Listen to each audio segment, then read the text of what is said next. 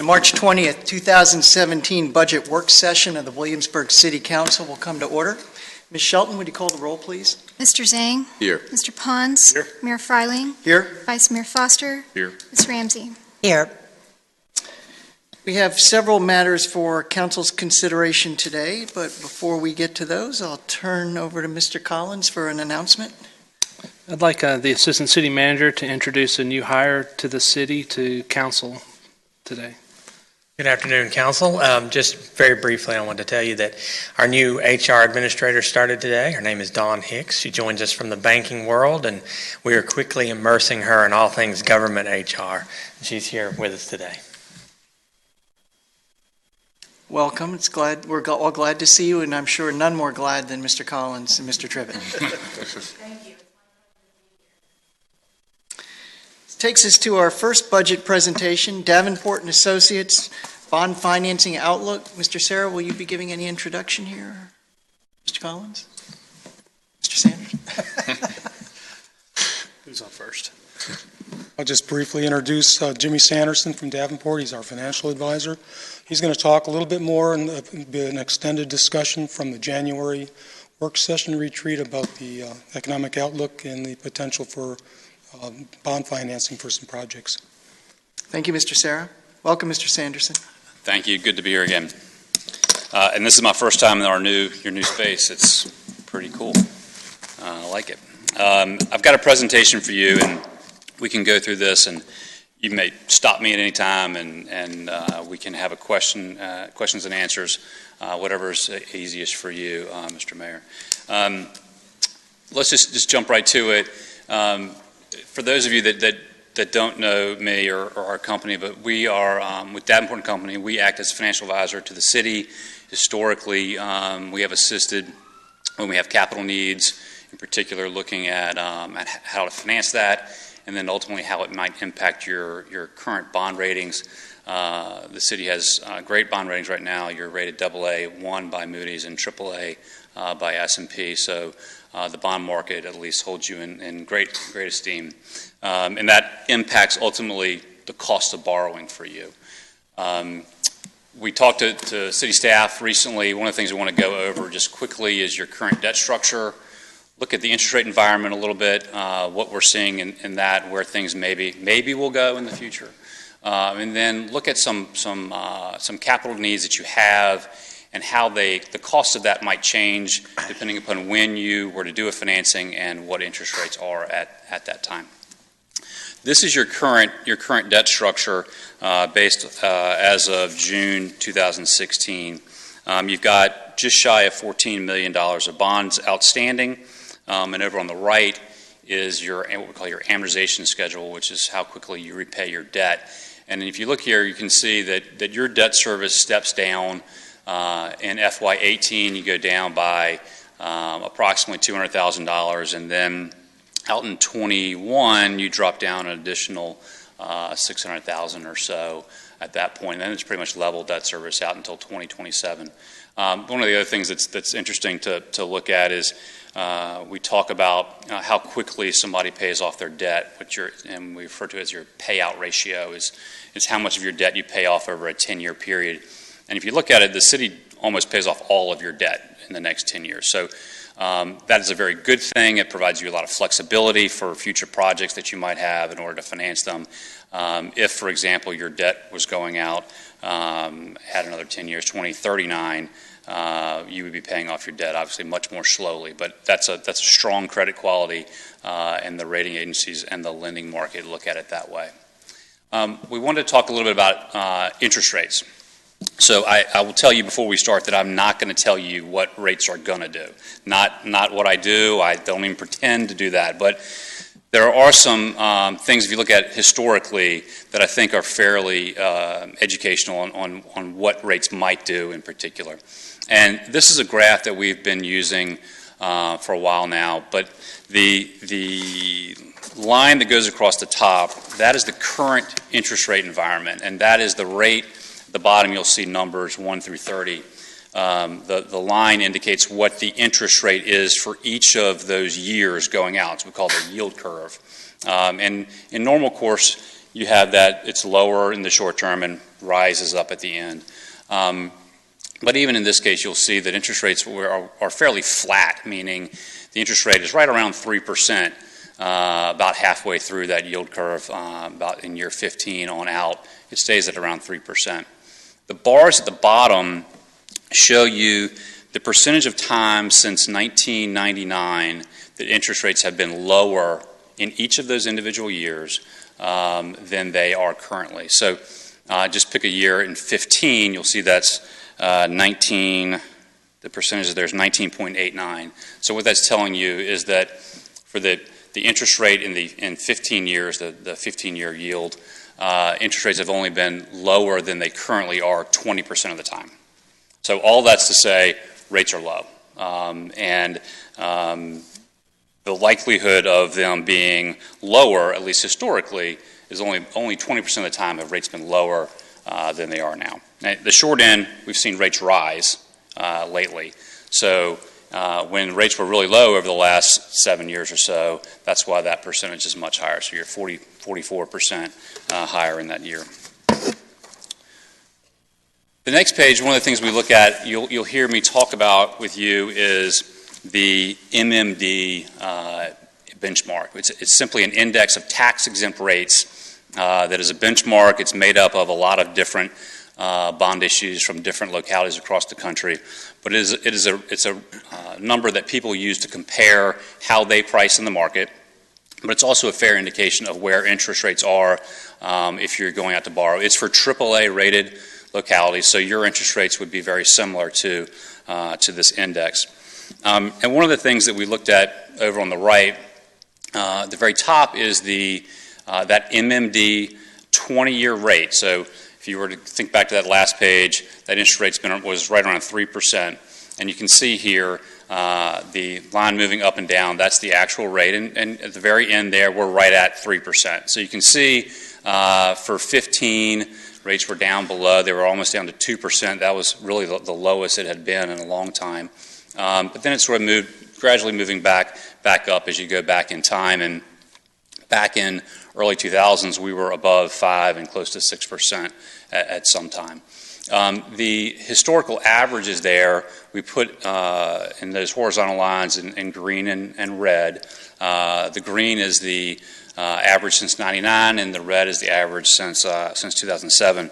And one of the things we're going to come back to in our conversation is sort of what if rates get back to those historical average numbers. So keep in mind that the 10-year average is about 50 basis points or a half of a percent greater than we are now. And the 20-year average is about 1% greater or 100 basis points greater than we are now. So one of the things we're going to look at later is what if rates go up 50 basis points that would put us back to the 10-year average, and what if they go up 100 basis points, which would put us back to really the average over the last 20 years. Purely hypothetical, we had to pick some numbers. So we understand that there's some capital needs that the city has in your CIP, $12 million or so. We're going to make some assumptions about the amortization, how we're going to structure it. We chose 20 years of amortization, level debt service. We chose to do it through a public bond issue, which the city has done in the past, but we also have the options to do bank loans as we have also if it makes that cost of issuance and underwriter's discount. Again, those are just plug numbers. I'll tell you that your transactions have been much less than that historically. So those are the base assumptions that we're going to use. So we've assumed we need to borrow $12 million for capital projects, and this assumes that we borrow it in July of 2017. And what we did here to make it apples to apples with the other comparisons is we amortize it all out to 2038, and these are fiscal years. But then in that first year, 2018, you'll see it's a lower interest or lower payment by $400,000. That's just because that's interest only. So we added an extra year of interest in this transaction. But after that, your debt service is level at just north of $800,000, and The graphic on the left is just shows in the light green is that debt service added on top of your existing debt service. No structuring, not trying to lower that peak there, but you could do that. But we've just layered it in there and in a level debt service structure. And the interest rate on this, we'll pick the all-in. The all-in interest cost is almost 3.4%. So that's what we're going to call the base case. And then what we did to that was assume, hold on, I think I went past one. Let's assume that we waited and borrowed a year from now. So instead of doing a transaction in July of 2017, we did it in July of 2018, and interest rates stayed exactly the same. So no movement in interest rates. Well, the debt service, you see, you lose in 2018 having to pay interest for an extra year, right? Makes sense. Everything else is going to be fall along pretty simply. Your interest rates, your debt service is about the same, about $820,000. Your interest rate changes slightly because you're doing your TIC over a shorter period of time. But the gist of it is you would pay about $400,000 less in debt service if you were to wait a year and interest rates stayed exactly the same. And that makes sense because you're just borrowing. That was the cost of interest for 1 year if we had borrowed the year before. So let's look at the same thing if interest rates change, though. So you'll remember we talked about the 10-year treasury, not 10-year treasury, but the 10-year average was about 50 basis points higher than we are currently. So one of the things we want to look at is we'll say, let's say we go back to the 10-year average, which is 50 basis point movement. And I'll tell you that a 50 basis point movement in the market is not a big movement in the market. Typically, when rates move, they tend to move quickly. And if they're not going to move, they sort of bounce around. They'll move up or down, one or the other. But when rates have started to move historically, they tend to move in 25, 50 basis point adjustments at a time. So this is a 50 basis point move in the market. And again, you see here that annual debt service payment goes up from that $820,000 or so to closer to $850,000. And the overall debt service difference here is an increase of about $100,000. So if you wait a year and rates go up 50 basis points, it costs you about $100,000. And that's pretty much, I would think of that as a wash.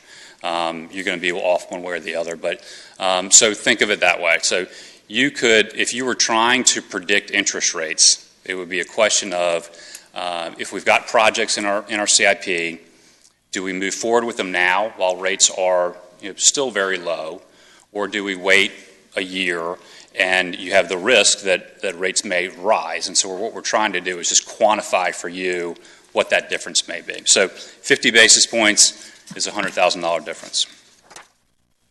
If rates were to move 100 basis points, again, that's 1%, the difference on an annual basis is about $60,000. And over the life of the loan, that's approximately $700,000 in difference. So it starts to add up when you get above that 50 basis point sort of break-even analysis.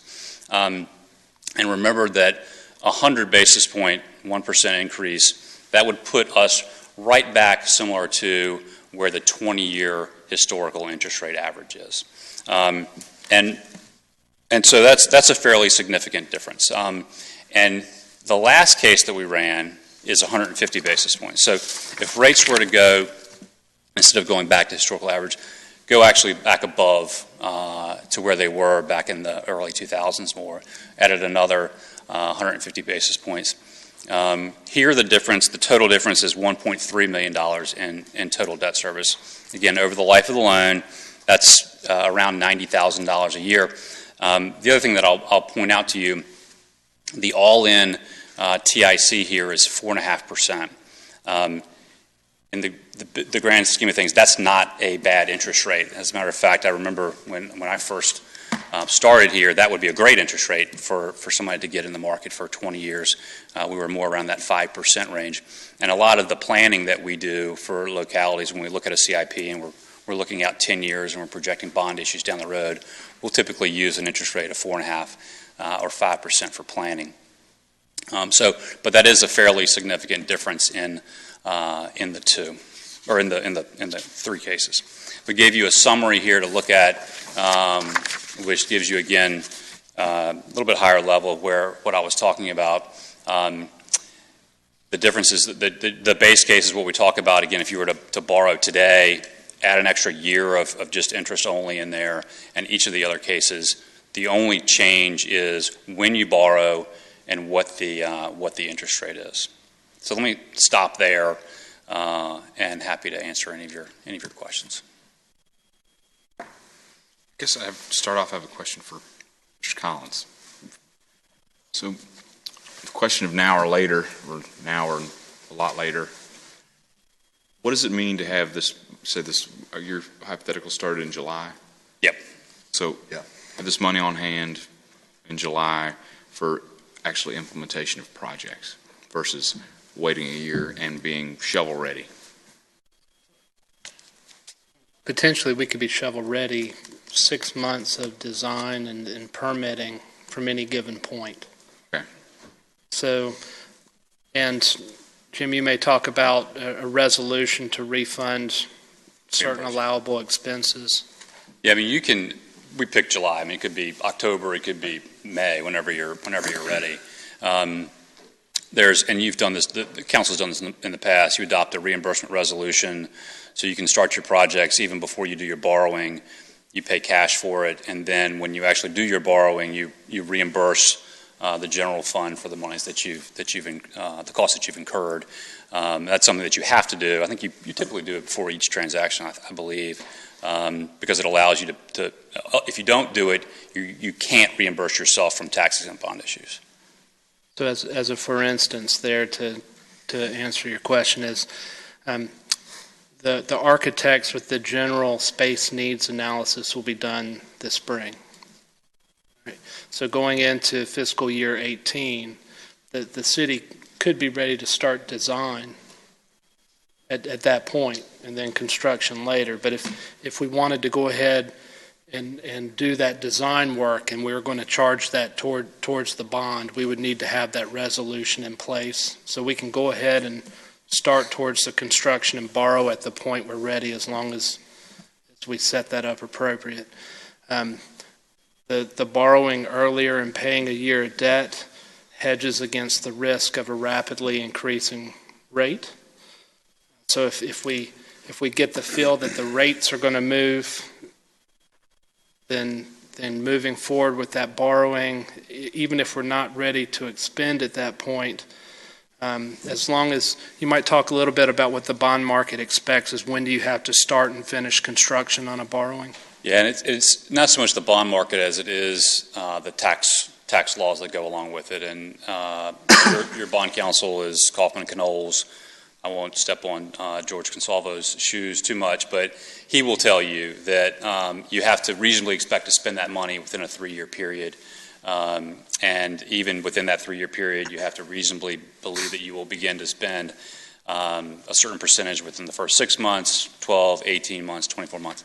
And those are all things that I think, if we wanted to extend this conversation and have it in more detail, you would look at the specific projects that you have, what projects will be ready within that period of time that you expect to be ready within that period of time, bring in your bond counsel, which is really your tax lawyer, and determine what projects you even could finance.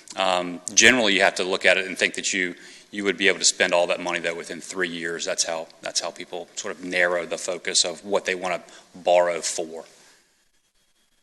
So, other than the extra year of an interest payment, there's minimal downside to borrowing now. That's correct. I mean, the downside would be if you borrow now and rates were to go down. And I would suggest, even though I'm not going to predict interest rates, I highly doubt that rates will go down from where they currently are. Thank you. In the near term. One day they might. And rates have been where they are now, or where they were up until last week or so, I guess, for quite some time. Yeah, we've seen rates start to move up. If you were to look back at that one slide that had this on it, right? So when you look at this here, this is really the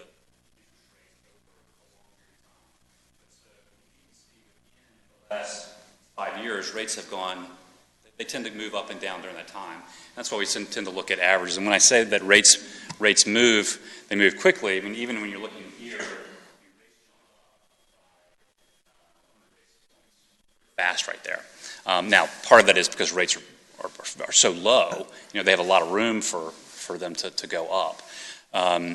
So, yeah, rates have been in a sort of a pattern here for a while, but within that, there has been a fairly significant, I would say, move up and down in rates. The Fed has acted here in the last week to raise the federal funds rate by 25 basis points. That has some impact on our market, not a lot. As long as the Fed did what the market expected them to do, we really didn't see any movement in long-term rates in particular. If the Fed had done something that people weren't expecting them to do, we would have seen, I think, a much more of a reaction one way or the other. But the market was already counting on that 25 basis point increase, and I'd suggest they're already counting on another 50 basis point increase going forward. There are a lot of other things that impact the longer term interest rates. That's just one of them. And when you say they could anticipate another increase, is that something that could occur in the next 3 months, the next 6 weeks? Yeah, I think that sort of is the question is whether the Fed at the next meeting will raise rates. And so it's not so much whether they raise rates, it's a matter of when. And some people believe that the next Fed meeting they will, others think it's going to be the following meeting. There are professionals that do that, but there's different opinions on it. Again, I don't think, from what I've seen in the reaction before, as long as the Fed doesn't do something out of the ordinary, like a 50 basis point increase in rates, the market's going to already expect those types of things to move in. And you've seen the 10-year Treasury, people tend to follow that a fair amount. The 10-year Treasury has gone from, just within the last 8 months probably, from a 150 to a 260. So that's not a perfect correlation to tax-exempt rates, but it's a fairly good one. And so we've seen rates rise. Again, they've been low, but they've risen significantly from that level.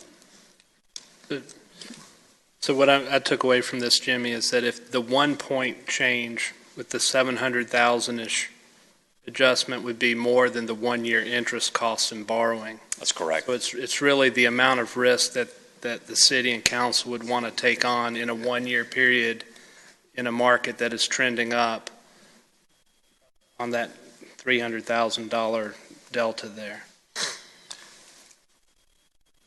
Jimmy, talk to me a little bit about our borrowing capacity. How do we determine what that is? It's my understanding you can borrow up to 10% of your assessed value. You're way under that too. Yeah. So this is a good way, I think, for you to look at it. This page here.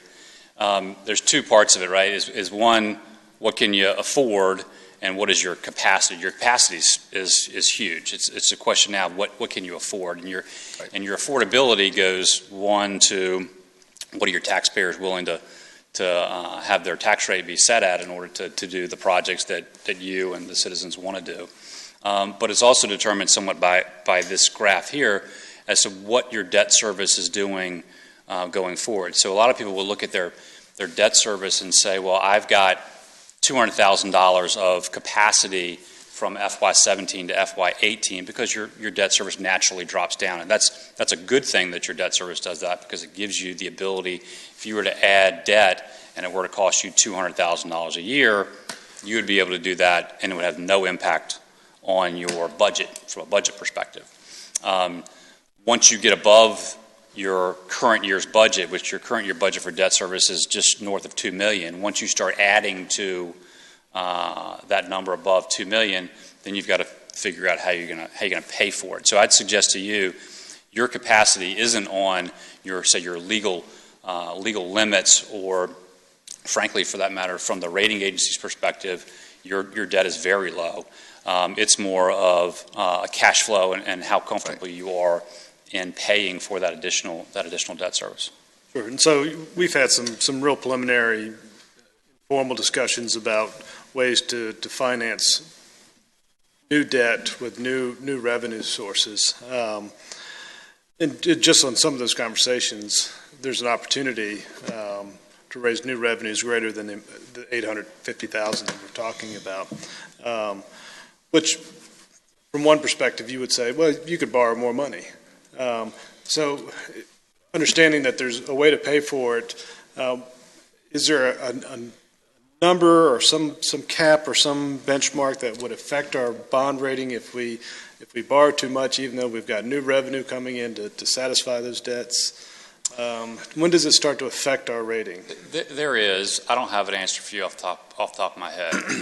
There are 4 main categories that go into your rating, and your debt is only about 15% of your overall rating score. Lots of other things play into it. In particular, the economy, your region, those play actually far more into it than what your actual debt is. So there is a way to run the numbers that I could tell you that if you were to add, making this up, $50 million of debt to your debt portfolio, and you could afford it, and you were willing to raise your taxes to pay for it, the rating agencies may say, well, you're now out of that either AAA or AA1 category. But it would be, off the top of my head, it would be a significant amount of debt. It's not anywhere near a $10 or $20 million number.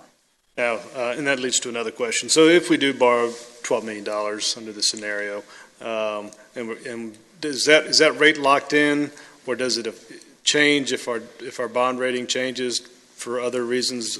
It's a good question. So the way you have done things in the past, and the way almost all local governments borrow money, is you lock in the rate for the life of the loan.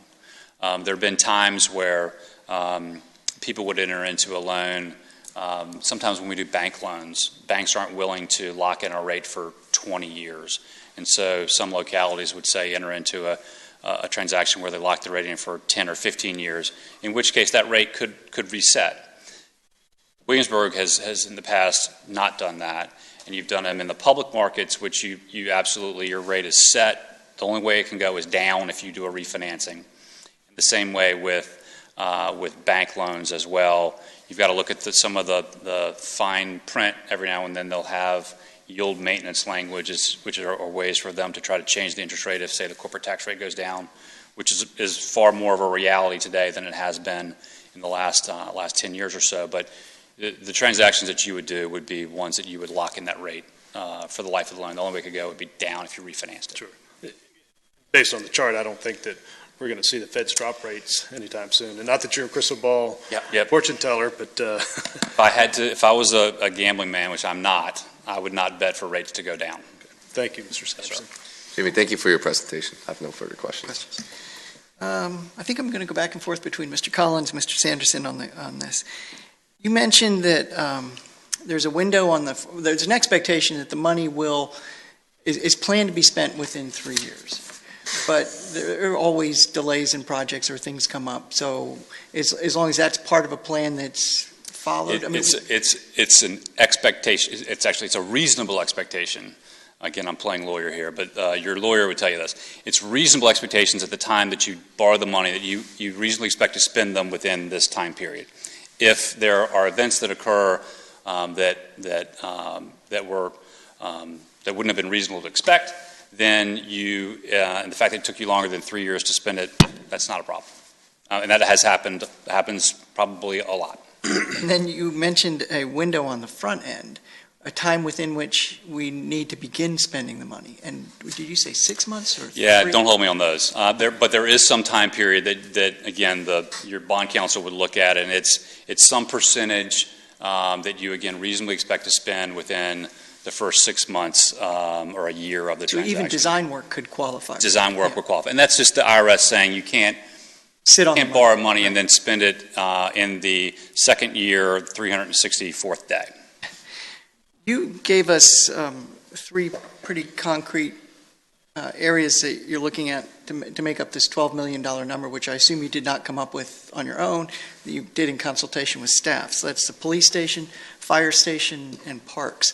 Can you tell us, parks, is that beyond the fourth ball field, what we're talking about there? Well, at this point, with the initial numbers from police and fire, I think it's pretty reasonable to assume we're just going to be talking police and fire. Parks is out of the picture. Yeah. Okay. But the new park was Paper Mill Creek Park that's been in the city's CIP since the 1990s. But just construction costs have been going up significantly since the recovery. If you remember, construction companies cut a lot of personnel and went into starvation mode in the Great Recession.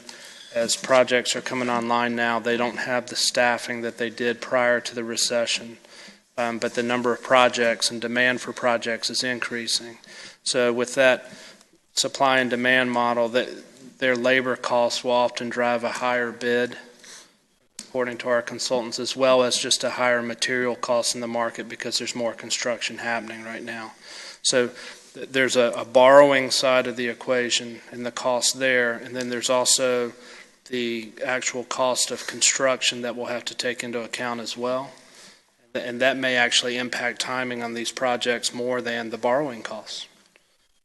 So we're weighing both of those. At this point, I could say that I think we're really looking at police and fire for that 12 million range. The reason we gave 12 million is that keeps you within a reasonable amount that we won't have to ask for additional revenue into our capital to pay it beyond a 1 year window, small amount. You mean on the debt service side? On the debt service, yeah, the overall, you're looking at just the overall capital numbers also.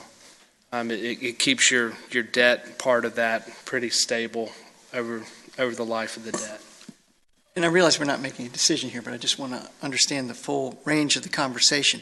So when we've looked at police and fire previously in the CIP, has that been based on using existing money that the city already has to pay for police and fire, or was it based on increasing the debt service and then paying it off through Police and fire facility costs have not been in the CIP prior to this year. What's been in the CIP prior to this year is the study costs for an architect to look at what that building's going to cost. And so the initial 12 million number was just based on the market square foot cost for renovation and market square foot cost of new construction for like facilities. And so it's just a working draft number to work with. The further we get towards design construction documents, the more solid. Obviously a bid process will get us a solid number, but that'll flesh that out with time. We can say with just initial needs assessment and knowing the condition of the buildings that we're looking more at the 12 million for those two public safety facilities at this point solely.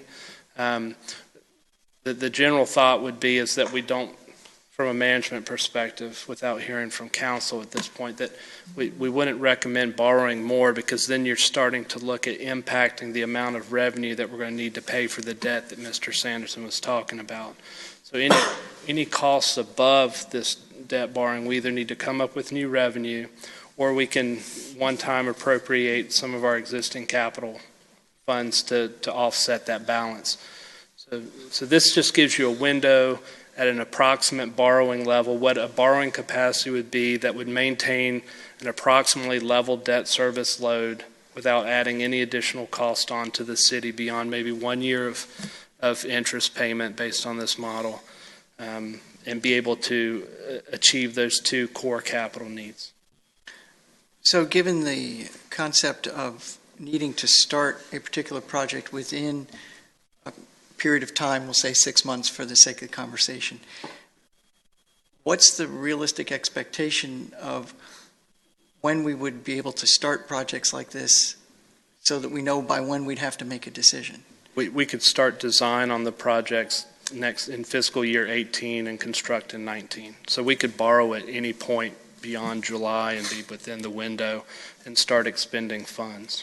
And that goes to my last question. We've been talking about this in terms of where are the rates today and where are they going to be a year from now. But there's no magic number to that term of a year. We could make the decision in 3 months or 6 months. That's right. Yes. Okay.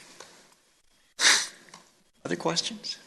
Well, just Mr. Collins' point, so it's not just the cost of borrowing that we're looking at, it's the cost of construction as well, which can create a double whammy, so to speak. So part of that risk factor is not only what are the basis points going to do, up, more likely up, maybe down, maybe flat over time, but construction costs may just stay up. And so the worst case scenario is we hold off and the rates go up and the construction costs stay high, and then it's high on both sides.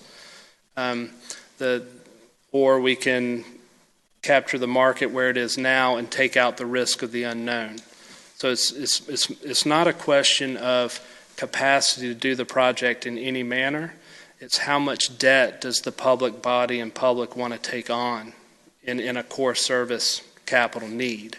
And that's really the greater policy question to council is how much risk do you want to take with the public dime? Your managers and finance professionals tend to be more risk adverse with the public dime. So, we're leaning more towards borrow early, get the project done sooner, because we know what the risk is now, shorter term. If we wait longer, I can't guarantee that the risk does not increase. I'll take slight issue with the fact that we're less risk averse than you are, but there is another risk that we're not talking about, and that is what is the impact on the public safety personnel who are using these facilities? And as we've heard, the issues that we're dealing on the police side and on the fire side, I mean, they're real, I don't want to say consequences, it sounds like a harsh term, but they're real issues that staff would have to be dealing with if we put this off for a couple of years and the cost of construction remains high, and the interest rates go up, and we've been delivering a lesser product because we've been hamstringing the staff without providing them with proper facilities. So it's important to note that with those current situations, if we start design now and construction, we're still 2 to 3 years out on completing projects and having staff in a better work environment. Other questions? Comments? Thank you, Mr. Sanderson. Absolutely. Good to see you all. Thank you. Thank you. This takes us to our second budget presentation. We're only 7.5 minutes behind, so we're just rolling along. She's going to make up the 7 minutes. Yeah. We have the Greater Williamsburg Chamber and Tourism Alliance. Ms. Reardon, welcome.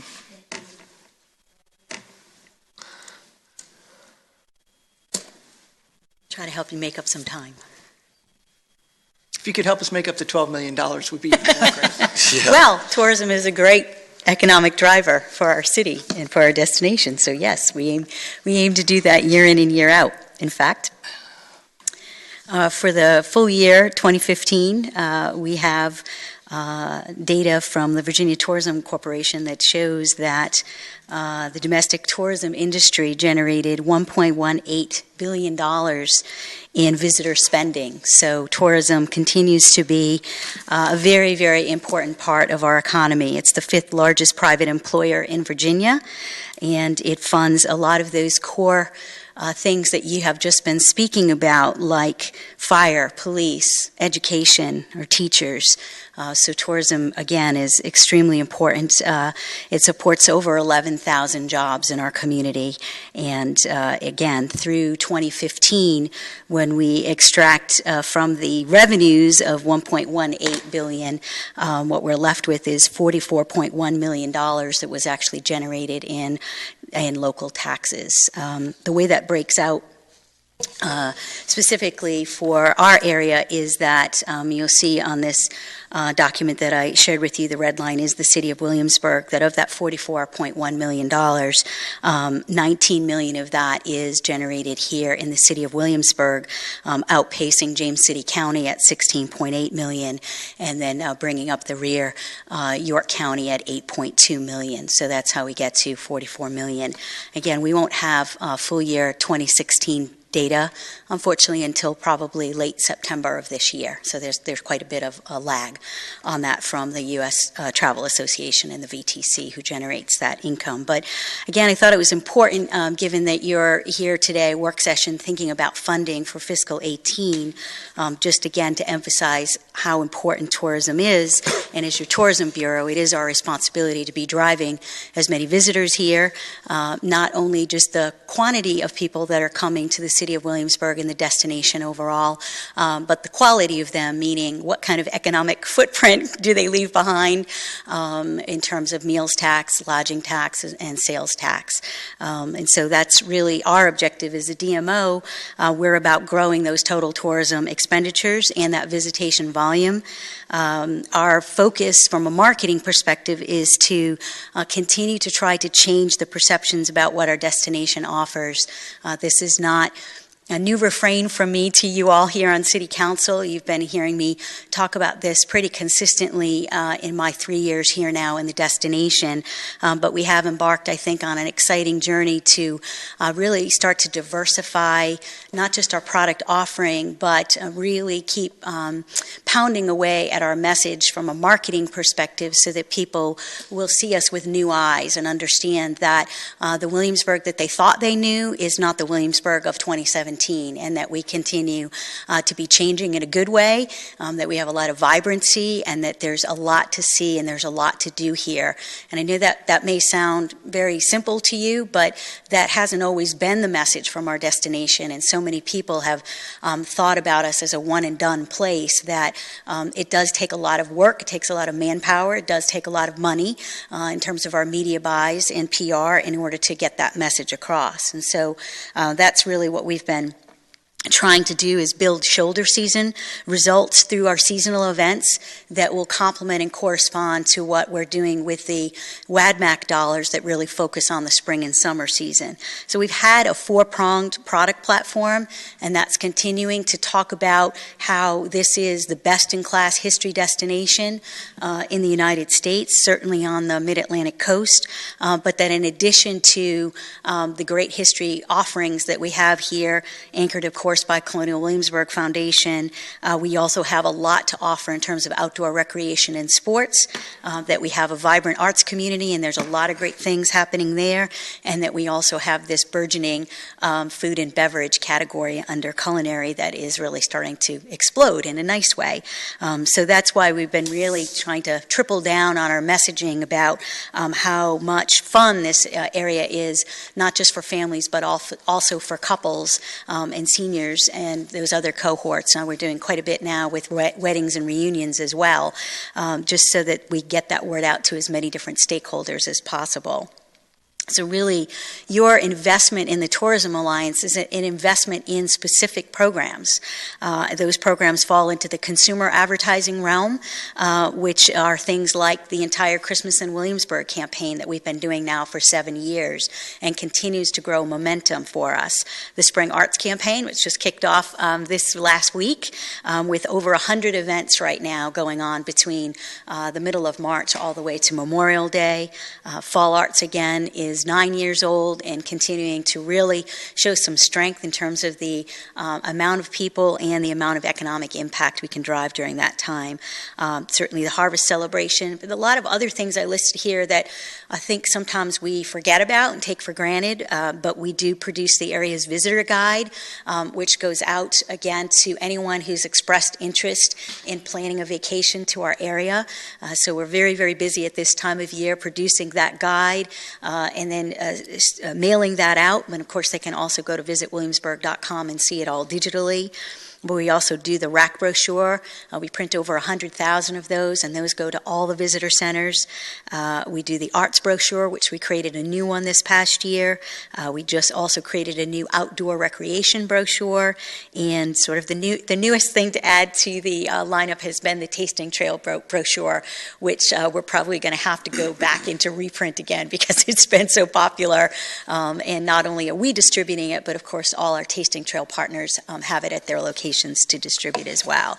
So in addition to the consumer marketing pieces, we also invest your dollars in the sales and marketing effort. So some of these things are not so tangible. They're not necessarily brochures or websites as much as they are in consumer media, but they are the personnel and the activities that we need to do as your Tourism Bureau to make sure that the word is getting out to some of these other really important segments. We go to a number of different consumer trade shows. In fact, Vivian is getting ready to go to the Southern Women's Show. We go to the Washington, D.C. Travel Show. We go to a number of AAA consumer shows. The AAA of the Carolinas, dubbed kind of the Super Bowl of these kinds of trade shows. And we make numerous sales calls up and down the Mid-Atlantic, going in and talking to our travel partners and making sure that Williamsburg is top of mind, and that when they are interacting with guests that they are giving them our materials so that they would keep us in the consideration set. We also do a tremendous amount of consumer outreach at all the state welcome centers.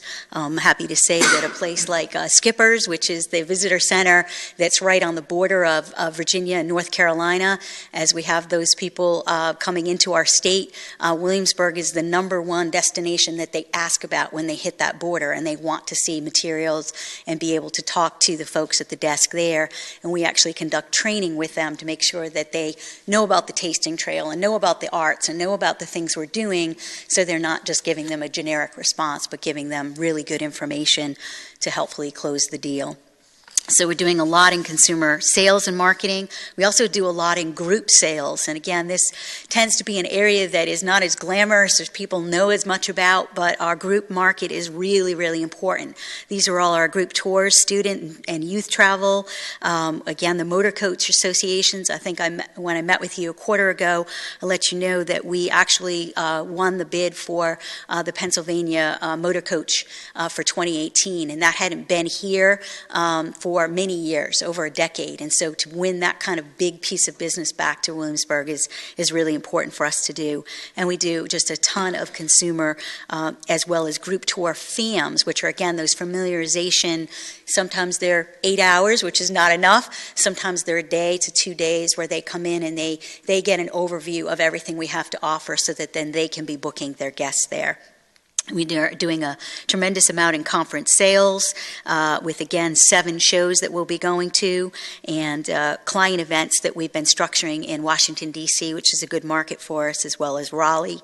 I just mentioned reunions and weddings. This is a fairly new area for us, and we want to continue investing in there. Sports Williamsburg, I think I've added sort of its own separate page because there is so much we're doing in 2017 here. We do attend the national sports event rights holder shows. We're very careful to make sure that we're there, because if we're not there, we're conspicuous in our absence. We also travel with the rest of our delegation, if you will, from Virginia. So our first goal is always to get them to come to Virginia versus another state. And then, of course, once they've said yes to Virginia, then it's an arm wrestle to make sure that they come here and they don't go to Richmond or Charlottesville or Virginia Beach or somewhere else. So we're doing a lot more this year with your funds around marketing promotion. We've never really talked about the Sports Williamsburg brand and marketed that actively, so we're trying to actually get that sub-brand out there as a name among, not everyone, consumers don't really need to hear about that, but coaches and event holders that are thinking about where they're going to take their tournaments, they need to have heard of Sports Williamsburg. So we're really trying to up that profile. The same with making sure that the adult sports are now part of what they understand Sports Williamsburg to be. We've been pretty successful, again, with a lot of youth sports, so people know that we have a strong soccer offering and that we have a strong field hockey and lacrosse offering, as well as girls softball. But as we make that transition into adult sports, we need them to be thinking about Williamsburg as a place to take their fishing tournament or their regatta or other things like that we can offer to them, certainly tennis. So we're looking at, again, a lot of our options and what we can be doing. Golf is a no-brainer given the quality and the quantity of courses that we have in the destination. Of course, with the Golden Horseshoe coming back online this year, that's a major plug for us. So one of the other things we're really trying to do is offer a little bit more coordination as the Tourism Bureau with our lodging partners and retail. That's why we just did a sports shareholders meeting last month in February, just to be letting the local businesses know, how do they monetize sports? How do they get involved in these tournaments? How do they know when they're coming into town so that they can take advantage of it and be part of the success story of, hey, it's not just that we created a great tournament, which Parks and Recs help us do every day, but it's how did it actually be a win for us in terms of economic impact. So our funding request going into fiscal 18 is a 9% increase over this year. We have listed out the specific areas where we believe we are certainly worthy of a little bit more investment. I will also note, as you saw in my detailed request to you in January for funding for the next year, that our media costs is a similar scenario to what you were just discussing around bonding and bond fund and debt. The price of everything continues to go up, and so the price of media is a very, very important consideration for us. The cost to run a digital banner ad, the cost to run radio commercials, the cost to run a print ad, none of those have remained static. They go up every year. Sometimes it's a little distressing because their circulation may not have gone up that much, meaning they're not reaching that many more millions of eyeballs, but their cost of business is going up, and they're passing that on to us and other advertisers. So in general right now, our media costs as we go into this calendar year right now for 2017 are up 7 to 9%. So that means if we have a flat budget, we will actually be spending less money in media this year because of the inflationary costs of media. So this is something we always try to stay on with our advertising agencies, making sure that we're getting the best economical buys that we can, but it is, again, a very difficult situation in that we would like to be investing that money into new markets. We'd like to be investing that money into an additional ad in a magazine or more radio commercials, and sometimes we're not able to do that because we're actually spending about the same amount of money invoice-wise, but we're getting less for that because of inflation. So that was a major factor in consideration into why I am requesting an increase from City Council today. And as you know, I also request funds from James City County and York County as well, since I'm the Tourism Bureau for all three local governments. And I have also requested an increase from those two other counties in an accord. So I didn't want Council to think for a second that I was singling you out and asking for an increased budget here that I wasn't asking for from our James City County and the city. I wanted to just update you on this. In fact, I have some new data that actually came through just in the last 24 hours. This is the report through December. So again, we've got about a 10-week lag on data, but we work very closely with the finance department, and they're able to give us information. Wanted to just share a couple of things with you. The number of hotel rooms, continues to go down inventory-wise for the city, and this negative 58 that you see here is specifically associated with Super 8, so that's easily explained. There have been no new rooms in terms of B&Bs, but total lodging rooms have gone up in the city by a net 45 rooms, and that's because we actually netted more timeshare rooms due to Blue Green Patrick Henry, which is a timeshare. So they're up 103, so your net is 45 rooms more than the last time we reported out in October.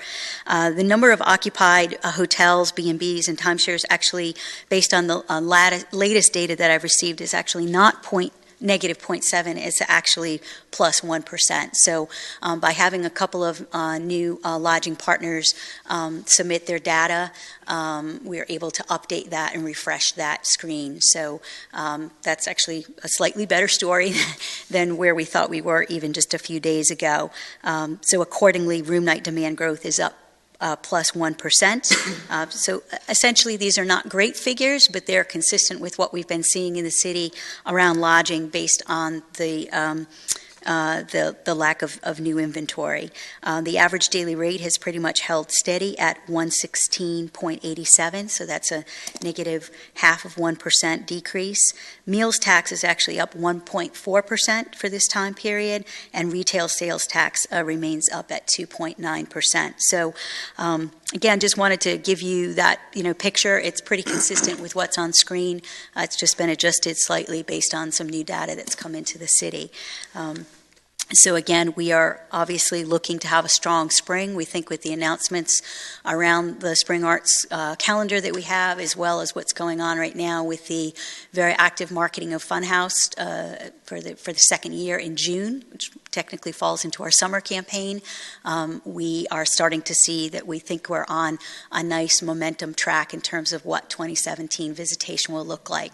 Certainly from a sports perspective, I can comment that in January and February, despite some errant snowflakes here and there, and that one bad storm that we had very early in January, right after New Year's, we have not had to cancel any sports tournaments this year, which had a very, very negative impact for us in 2016. So 2017 room nights, specifically associated with sports, already is pacing much, much higher than where we were a year ago. So that's a good sign. And again, if we can get Mother Nature to continue to give us at least some blue skies, if not super warm weather, we expect that we will start to see some nice spring visitation as Colonial Williamsburg, as well as Busch Gardens, certainly American Revolution Museum opening later this week means our attractions are starting to come online with their new spring offerings, which is always really great for us. So with that, I'm going to conclude my remarks and open it up for any questions that council may have for me today. Thank you. Thank you. Thank you. While it doesn't relate directly to city property, what coordination have you done? What anticipated effect do you see with the American Revolution Museum coming online? I think the American Revolution Museum is really important because it, again, tells a very consistent, strong story about if you care about history and specifically believe that we've already got preeminent assets about the American Revolution here in the city of Williamsburg through Colonial Williamsburg, then this new museum is just an additive to that. And I think also the name change is really significant. Too many Americans, unfortunately, don't know about the Battle of Yorktown. They don't even understand that it's an American Revolution battleground. We see sometimes in intercepting visitors that they think they're going to a Civil War battleground. So the fact that there's a new name change for that museum, I think, will help solidify that this is an absolutely marvelous destination to come to if you care about the start of our country and democracy. So I think the 1-2 punch of Colonial Williamsburg and some of what they're doing in terms of offering around the program for this year with the new museum coming online should be a 1-2 punch. The other thing for us as your tourism bureau is new news always makes news. So just like Botticelli has been great for us to be kind of the tip of the spear around, look at what a great art scene we have, the American Revolution Museum, although it's not in the city of Williamsburg, I believe will have a very positive impact on the city because it will drive some visitation here, and just by virtue of the way we're constructed between the three municipal lines, you will benefit in terms of meals tax and I believe in lodging tax as a result of that. So those are good things that should lift the tide for the city, even though it's in York County. I read a lot about millennials and how many there are, and I guess that next to us baby boomers, they're the next biggest group. And they always talk about millennials are looking for an experience, that they want something different in the way that they use hotel rooms and the shared economies and things like that. How do you look at the tourism campaign that you're developing to target millennials, and are they considered a large percentage of potential visitors for this area, since I guess they run the age of from born in 1980 up through 25 to Yeah. 40 or so. Millennials are certainly a very coveted segment, and as you said, they, after the boomers, are sort of the biggest cohort. So, and they have a lot of practices and a lot of behaviors that are quite different from the generation right above them. They do value experiences, and they spend sometimes over their pay grade for those experiences. So they may not be as interested in material possessions and owning a home or owning a car, upon graduation from college, but they are going to prioritize the vacation experiences that they do have. They also go against trend in that they take a lot more vacations than someone my age. And the reason, again, for that is that they want to be experiencing new things all of the time. And so they may not have a week-long vacation. They might instead have 5 4-day vacations over the course of spring, summer, into the fall. And then they'll want to do something else for holiday as well. So they are a challenging group for us. Our primary target for the WADMAC campaign remains moms, people that do have families with children ideally under the age of 15, 16. Again, that's how our destination has been built, based on the attractions that we have and a lot of the assets. So it's still very much considered a family-friendly vacation. So what we've had to do at the Tourism Alliance is, through our seasonal programs that you fund, like Fall Arts, Spring Arts, Christmas, try to not just get the families to come, but also to get those couples to come, and specifically try to get those millennials to come, whether they come as a couple or whether they come as a group of friends. So girlfriend getaways are popular, guys getting away, and that's where products like the Williamsburg Tasting Trail come into play, but also our arts programming, because they, again, just want to go see and do something new and have that experience. So we want to continue to make that calendar just be as vibrant and as appealing as we possibly can, knowing that our primary audience is still families. We don't spend any money really attracting the 55-plus cohort, because they know about us, and if they're going to come, they're going to come. So we don't want to spend the dollars that you give us or that York County or James City County courting that particular group. They will come. What we really would like to do is spend the money on families, and then where we can, look at that programming that allows us to go after that millennial target. Ideally, we would have, significant more dollars to go after them in their own campaign, but we're really not at a stage where we can do that right now. We have to organize around our shoulder seasons and just really hope that the programming we have and the way we market that programming, meaning doing a lot of digital, a lot of social media, doing a lot of public relations, those are the kinds of things that millennials will read and see and then say to a friend, hey, that looks really great. I mean, that BuzzFeed project that we did last year is still paying dividends for us, because people are still reading about those 4 friends that came from New York City, road trip to Williamsburg, and said, wow, this isn't like anything like we thought it was going to be. And other people that are in their 20s read that and say, well, if they like that, then we'll probably like it too. So those kinds of things are kind of worth their weight in gold, and we're continuing to try to do those kinds of programs. I'll be in Washington, D.C. week after next, and my colleague will be in New York all next week, really meeting with a lot of the members of the press to try to be at some of those titles.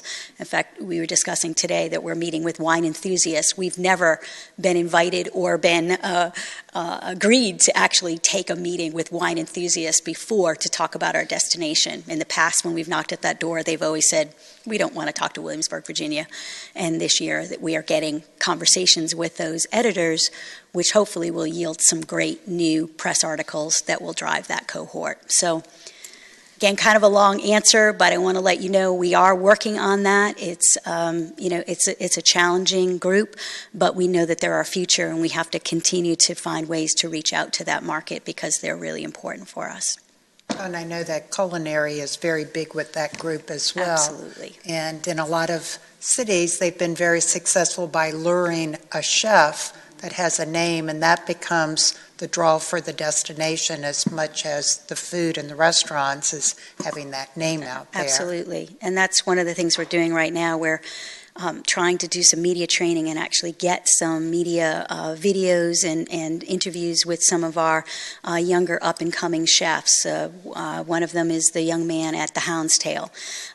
He's very telegenic, he's very articulate, so again, we'd like to get him in D.C. and Richmond and other news outlets where we could get him, as well as someone like an Ian Robbins from Café Provençal, to be the face of culinary, so that some of that group would see that and say, wow, they've got some really terrific young up-and-coming chefs.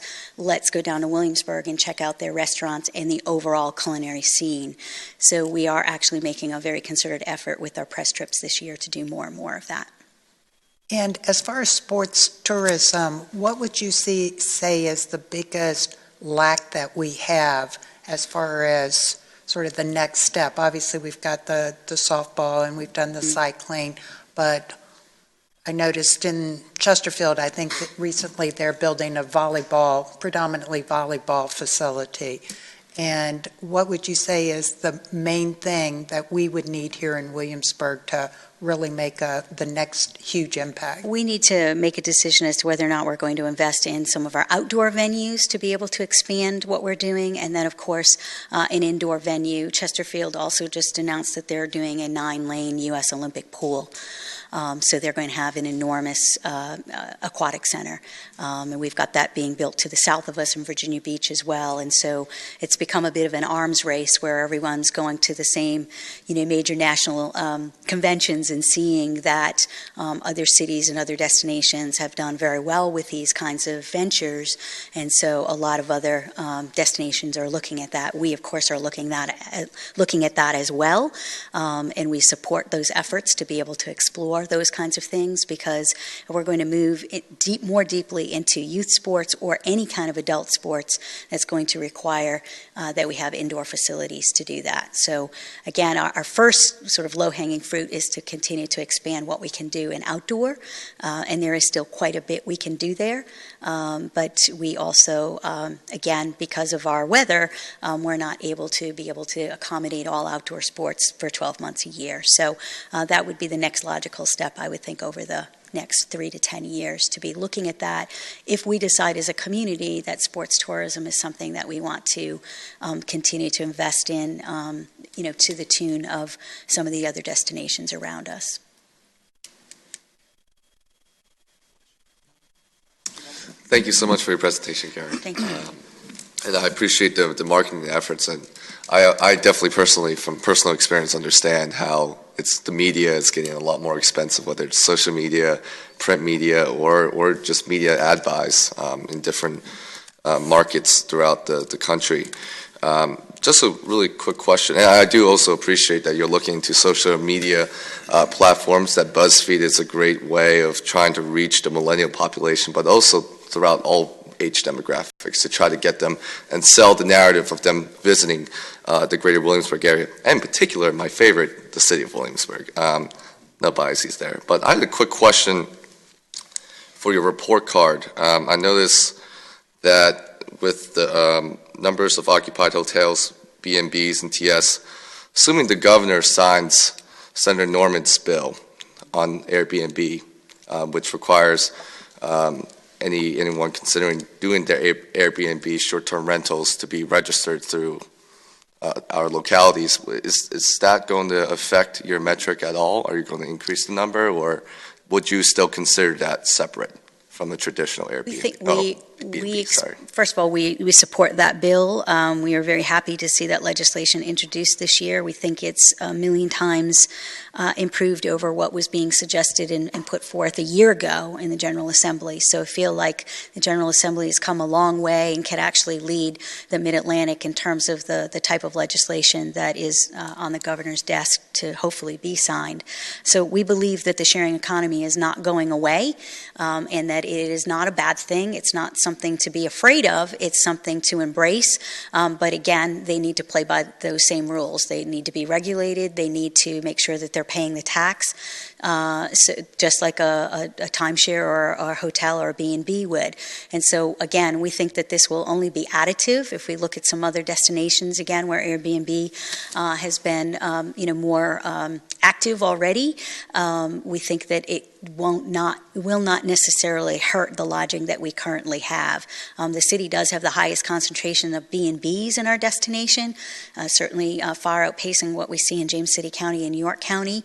So we're going to have to take a close look at that particular group of lodging and make sure that they are not hurt by Airbnb. But we think that overall that this will be a good thing, especially to Ms. Ramsey's comment about the millennials, because that's a group that is already very, very comfortable with Airbnb, and they're using it in San Francisco and New York and so many other cities that they travel to. So perhaps that could be an additive thing when we can continue to look at this metric scorecard over the next year or two. So just to be clear, you're suggesting that the chamber will look into, we're looking into its metric for the report card. Yes, and what we're going to need the city's help to understand how, again, do we get access to that data to make sure that we are quantifying that so that we're actually seeing what's accurate there. Right. And so that's going to be a little challenging. It's been still something that we're looking at and grappling with, even with the timeshare industry, with 15,000 total rooms in lodging, and at this point 7,000 of them, almost half of them being timeshares. Sometimes it's harder to measure what the timeshares are doing versus the straight up hotels. So we're going to have those same issues with Airbnb, but I don't doubt that we can find a way to do that and be able to measure that. Thank you so much. You're welcome. Thank you, Ms. Reardon. Following up on Vice Mayor Foster's mention of the American Revolution Museum in Yorktown, I feel we'd be remiss if we didn't recognize David Cromwell here from Busch Gardens and talk about the impact of their new additions to inventory with Invader, and there's also a new virtual reality ride. I mean, so all these things come together to paint the tapestry of tourism offerings in this community. Can you help me understand some of the numbers in the presentation? On the page 2, we have the little chart. Sure. And it says amount of James City County, City of Williamsburg, and York County local tax receipts. Mm-hmm. Where do those come? What comprises for example, the 19 million for the City of Williamsburg and the 8.2 for York County? Again, this is, and I can send you the whole report and will, but the VTC issues once a year the full total tourism expenditures report for the entire state, and they break it down by every city and every county. And then for us, they specifically have a Greater Williamsburg region. So we see 4 data sets. And so this one is for the overall Greater Williamsburg area, and then specifically when we go into the line items for the City of Williamsburg, James City County, and then York County, they calculate lodging, they calculate meals tax, and they calculate retail sales tax, and then they put them together. And so this infographic, if you will, is just recapping that spreadsheet, that report from the VTC. And so again, the city may lag in terms of the lodging tax collected, but the city does extremely well with meals tax and with retail sales tax, and that's why of that $44 million that's attributed to Greater Williamsburg for full year calendar 2015, January through December, these are the exact stats coming from the VTC. The VTC hires an outside firm that is part of the United States Travel Association in Washington, D.C. to do this study, and they've been doing this study now, I believe, for 14 years. So, and I don't need all the specific numbers, but I'm just curious, do they take a subset, for example, of retail sales and attribute some of it to local spending and then some of it to visitor spending, or do they just take retail sales? And then, for example, with York County, are they doing just Upper York County as part of the historic triangle? I can't answer that for you. As far as how they are able to separate that revenue that is local versus visitor or tourist, I cannot give you a lot of light on that because it's a proprietary formula that they use that I wish that I could see, but they have not shared that with us to be able to see that. So we can definitely figure out how exactly they extrapolate that. But I can tell you for York, it is entire York County. There's this misperception that the destination covers only Upper York County, and that is not true. Our mandate is to cover the entire county, and all the data sets that you always see for York are the full county, upper and lower. And I guess the reason I ask the question is, and I realize this is for all of 2015. Correct. And we don't have complete data for 16 yet. But when we Right. looked at the data through August of 2016, York County was at $12 million in room sales, room taxes, meals taxes, and retail sales taxes, and the city was at 9. And so it's hard for me to figure out how we get to the point of going then to 19 and they only get to 8. So maybe the question is unanswerable, but I can't imagine there's that much of a difference between 16 and 15. I would hope that 16 will show that all three have moved up and they are actually over 1.1 billion. But again, I won't know that until probably the end of September of this year to see how they recorded that. And it is very difficult because we're not seeing the formula and we don't see even the data set broken out month by month, so we can't compare it with what you're seeing as municipal data for the city of Williamsburg. It's very hard for us to line item it and go all the way through December. Going back to Ms. Ramsey's question about facilities and the inventory and what's lacking, each year the city and the counties are going through their CIP process.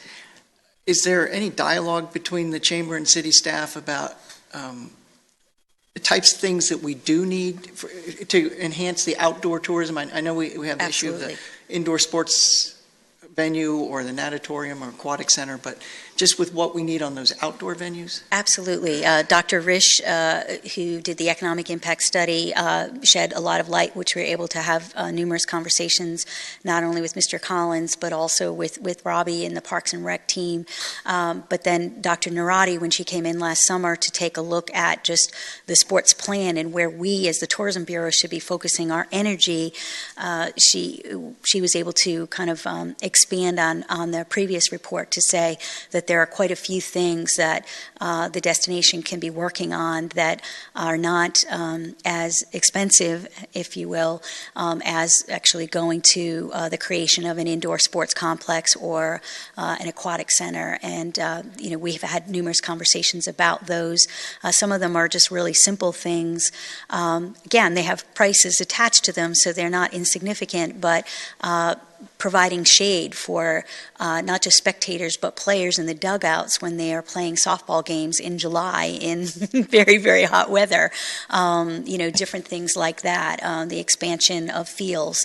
Some of the most specific reports referred to more James City County concerns around the whisk fields and things that James City County could be doing to maintain and improve those fields so that they would be here for all of our tournaments. But there were some very specific action items that are kind of, again, the low-hanging fruit of things that we could be doing in the next few years, and those have been discussed with staff. So I think staff in Parks and Rec are familiar with some of those things. Sure. Council may recall that in the current fiscal year, Quarter Path has a capital improvement to address all of the site design concerns and field refreshing at that facility. And there's also been a repetitive project that's been pushed back in the fourth lighted field at Kiwanis Park that tends to get pushed back in the budget, but it's in the budget. But the immediate ones are funded. All that low-hanging fruit is already funded in your CIP.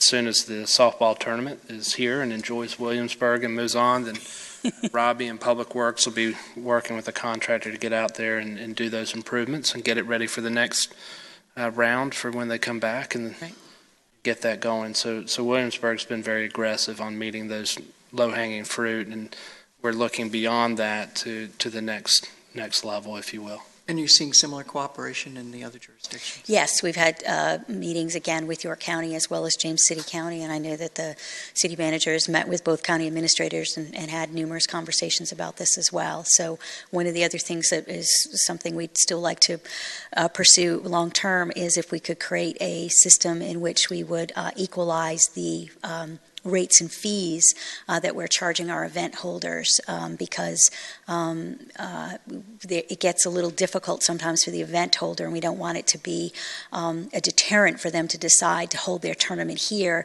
if they determine that they are paying one rate to the city for the use of fields, say at Kiwanis Park, and then they're paying a different higher rate in James City County for ballparks there.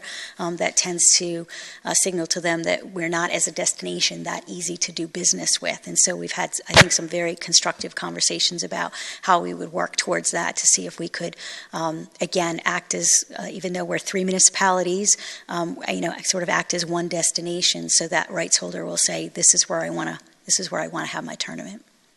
Great. So the funding request for this year is $875,000? $865,000? $65,000, okay. And last year, Like 75. I'm sorry, is it? 75. I had 75 in the memo. It's 65, that's better. I'm sorry, it is $875. We almost saved $10,000. Sorry. Last year, the city funded $800,000. So Correct. 9% increase, I understand the logic behind that. James City County last year funded $750 and York County $430. That is correct. Are they receiving similar 9% increase requests, or is there a different formula used? Correct. I have also requested a 9% increase in York County as well as in James City County. But the requests in James City County and York County were both set up as biennium budgets, and so the request that I actually made at James City County is a 9% increase over what I asked for last year, which was $800,000, not 9% over what they actually awarded the Tourism Alliance. Okay, thank you. That's very helpful. Any other questions from Ms. Reardon? Thank you very much. Thank you very much for your time. I appreciate it. Thank you. This takes us to our third, and you did help us make up some time, by the way. Thank you. This takes us to our third presentation today, and that is by the Arts Commission.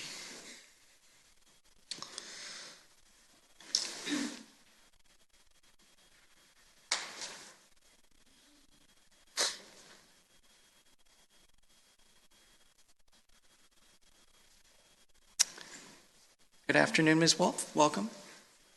Thank Good you for afternoon. having us. I'm Sally Wolf. I'm the chair of the Williamsburg Area Arts Commission for this year. And I am joined by much of the commission itself. With me today is Charles Nurnberger from York County. Charles, if you will wave. Tim Cavanis, Ingrid Brown, Patricia Rubline, Susan Branch Smith, and Greg Lilly. Two of our members were not able to join us today, Bob Leake and Robert Curry. I'd like to start my presentation by thanking Rich Saunders, who was our liaison with the city of Williamsburg for several years before he left us to take another position. He has been ably replaced by Terry Buntrock, who was serving until a replacement can be found. This is quite the team of volunteers, and I'm very proud to work with them. The commission was very busy this year. First off, we welcomed our newest member, Robert Curry. He joined us just in time for the grant-making meeting that we have in January and was immediately able to contribute. With the city attorney, Christina Shelton, we were able to devise some procedures for the Williamsburg Area Arts Commission. That has provided a lot of continuity and a wider understanding among all of our members of exactly what it is we're supposed to be doing, and it provided sort of a training mechanism for Robert as he joined our ranks. Most importantly, though, we revised the grant application form. Receiving the grant applications and reviewing them is the primary function of the Arts Commission, and we were able to put more structure into the grant application. And a side benefit of that is that the commissioners in advance were able to discuss what they really needed to look at and review before we made a decision on what to fund. And finally, because we did such a radical change to the application, we decided to create a video, and this starred several members of the commission, and it in essence walked an applicant through how to complete the application, what we expected, and it put some limits on how much they could write, for instance, and it made very clear what it was we were expecting. That helped with getting a very consistent application for us to review. So I think both from the arts organization perspective and from the commissioner's perspective, it led to a much better process. So what was the result of all that? Well, we had 33 grant requests, which is a very similar number to what we've had in years past. 2 organizations from prior years did not apply, and then we had 2 new ones apply. The dollars requested were $239,000. That's well above what we're able to fund. We worked with a budget. We assumed that we would have $160,000 to fund. And what that really means on a practical basis is that very, very few of our organizations get the amount that they ask for. One organization did receive 0 funding this year. It was not because we didn't like the application or anything like that. It was truly a technicality. Our requirements are that you be a 501c3. They had some other tax designation. They're more like a club or a lobbying organization rather than a not-for-profit in the arts sense. So we were not able to fund them. So I hope that these statistics sort of give you the idea that ours is a rigorous but fair application process, and we very seriously take our duties very seriously. Now, at the recommendation of, I believe it was the city manager, we were asked to answer the question, what if? What if the Williamsburg Area Arts Commission were to receive 5% less money? And correspondingly, what if you were to receive 5% more? How would you handle that? We approached this task by articulating sort of our top organizations. We ended up with the top 6 group. These were the organizations, I don't want to say that they're more important than the others, because all of our arts organizations are important, but these are the ones that are really essential to the arts in our region. These are the organizations that are professionally run, they reach large audiences, they really have impact in our community. So if we were to get $7,500 more in funding, we would spread that out among the Williamsburg Symphony, Opera in Williamsburg, the Williamsburg Players, which is a theater group, the Williamsburg Contemporary Arts Center, An Occasion for the Arts, and a new organization by the name of Culture Fix. We really felt like this would reach a broad group, a little bit of music, a little bit of performing arts, a little bit of visual arts, a nice mix. Likewise, if we were to have a cut in our budget and we had to fund $7,500 less, we looked at the organizations that would be most able to withstand a cut. Some of these are our very largest organizations, and some of them are headquartered elsewhere. These organizations were the Virginia Symphony, Panglossian, the Virginia Arts Festival, the Virginia Opera, the Virginia Regional Ballet, and WHRO. Now, we don't want to cut anybody. I just want to go on record as saying we don't want to do that, but if we did, that's where we would look. Finally, I would like to thank the City of Williamsburg. Your funding throughout the years has had an immeasurable impact on the quality of life in our region, making Williamsburg a destination both for visitors and a desirable home for residents. And your investment in the arts is not isolated to assisting these particular organizations. A national study was done by a group called the Americans for the Arts, and it shows that each arts patron, in addition to purchasing that ticket, spends nearly $25 every time they attend an event. So that might be getting a cup of coffee or dessert beforehand, or maybe shopping along the way. It might include parking. There are all sorts of things that they do in addition to the ticket price. But by investing in the arts, you are investing in business in our area. Thank you. No questions? Comments? Thank you. No, I just think it's a looking at all the different agencies, and obviously I've sat here for a couple of years now and listened to the report given by the Arts Commission. It's always very impressive that you all go through the amount of legwork that you do to kind of understand what it is that the programs, the different applicants offer to the community and try to put a value on that, and that's very challenging. So my hat's off to the Arts Commission and you for putting forth that effort. And seeing a decline wouldn't go a long way to making people happy. But I am particularly pleased to see that you've made a recommendation to support kind of a festival organization to help bring activities to the area, not just to the city. And I think that ties right into the Tourism Alliance presentation about diversifying our tourism message here. And so I compliment that. Thank you again for your efforts. Thank you for your presentation. Thank you. Anything else? Well, wait. Can you tell us a little bit about the application process? Are there still paper applications being used? Are people submitting via email or online? We have put the application online, but there is still a paper process, so each commissioner ends up with a notebook that's about 4 inches thick. The beauty of the online application is that they have to answer the same questions in the same order, and everybody has guidelines for how much verbiage we're really anticipating. That helps the applicant tailor their remarks, and it helps us in the review process because we know exactly where to go to get the answer to the question that we're looking for. But it's an online application, but it ends up in paper form.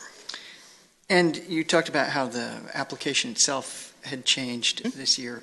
What sort of feedback did you get from the applicants on the new format? I would say almost universally the feedback was positive. I think as we go down the path, more and more people are going to be digitally savvy, and they're accustomed to doing things online. So I think we're sort of playing to their strengths in that sense. And Mr. Collins, have we identified a staff support person for the Arts Commission yet, or is that something we're still working on? I think we're working through the Parks, Recreation, and Master Plan to look at how our public arts program is put together as a whole.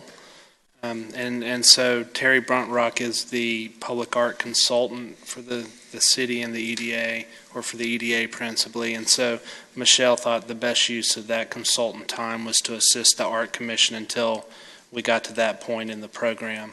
And while I have the mic for a second, I'd just like to, this is a very hard-working group. I've seen them so many hours working at the city administration building on behalf of council and James City Council Board of Supervisors. I just wanted to commend the group on all the efforts I know you've put in this year. What former Mayor Hallman and I had asked them to do last year was to give council the opportunity that if we have some windfall of some small funding, and the arts are important to council, that you know that one-time money opportunity can make a difference, and that they've pre-thought what $7,500. It seems like such a small amount in the overall budget, but if that small amount becomes available somehow, you would be able to see what impact you can have in the community with that small amount of money. Likewise, if it just gets that tight, that they've pre-thought, and I appreciate that thought on how to make that incremental change as well. So it gives options to council, but it also gives a place if there's a small amount of money to do something meaningful. Thank you. Ms. Wolf, in years past, I'm confident that you're still doing it, but if you could just talk a little bit about it. The commission also attends the events that they help support, and then gets a sense of how well the funds were used. Can you just talk a little bit about that process? Well, each commissioner has a group that they are the primary liaison. So if your connection is to the Williamsburg Symphony, then you're expected to be in regular contact with that organization. And I think we'll have the support of the rest of the commissioners. We've very much opened up those lines of communication between the organizations and the commission, and there's regular information going back and forth. So our commissioners do, in fact, go to a lot of arts organization events, and we report back at our committee meetings what we've seen, what we've been to, and were we recognized in the program, for instance? Was there signage? Are we on the website? Those are all things that we're very keen on. We want to make sure that we're getting the recognition we deserve, but also that the performances themselves are of a standard and a quality that we expect. So that you know the investment was well used. Exactly. Any other questions? Yes, sir. Thank you. Thank And you so to the much. entire Arts Commission. To echo Mr. Collins' comments, we really appreciate all the effort that you go through, because there's no doubt the council would not have the ability to evaluate each application and follow up the way that you do. And so on behalf of the entire community, thank you for that. Mr. Collins, we've gotten a few minutes ahead of schedule. Unbelievable. Anything you'd like to share with council while we're waiting?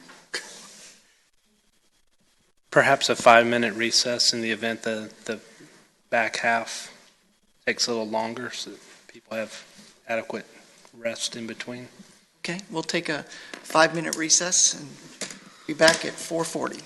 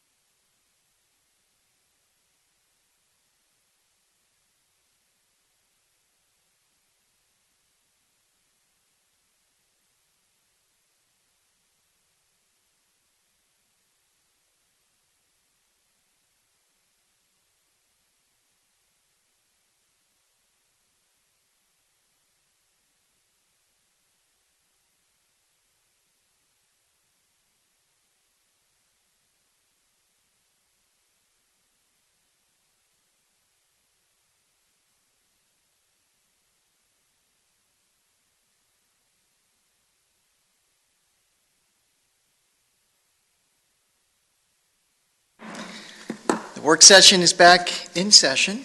Our next presentation is from Human Services. Mr. Wallentish? Mr. Mayor, I'm only here to answer questions today, perhaps to some folks' relief, and I'm going to have Ms. Sandra Lenthal, who is our chair, open the presentation.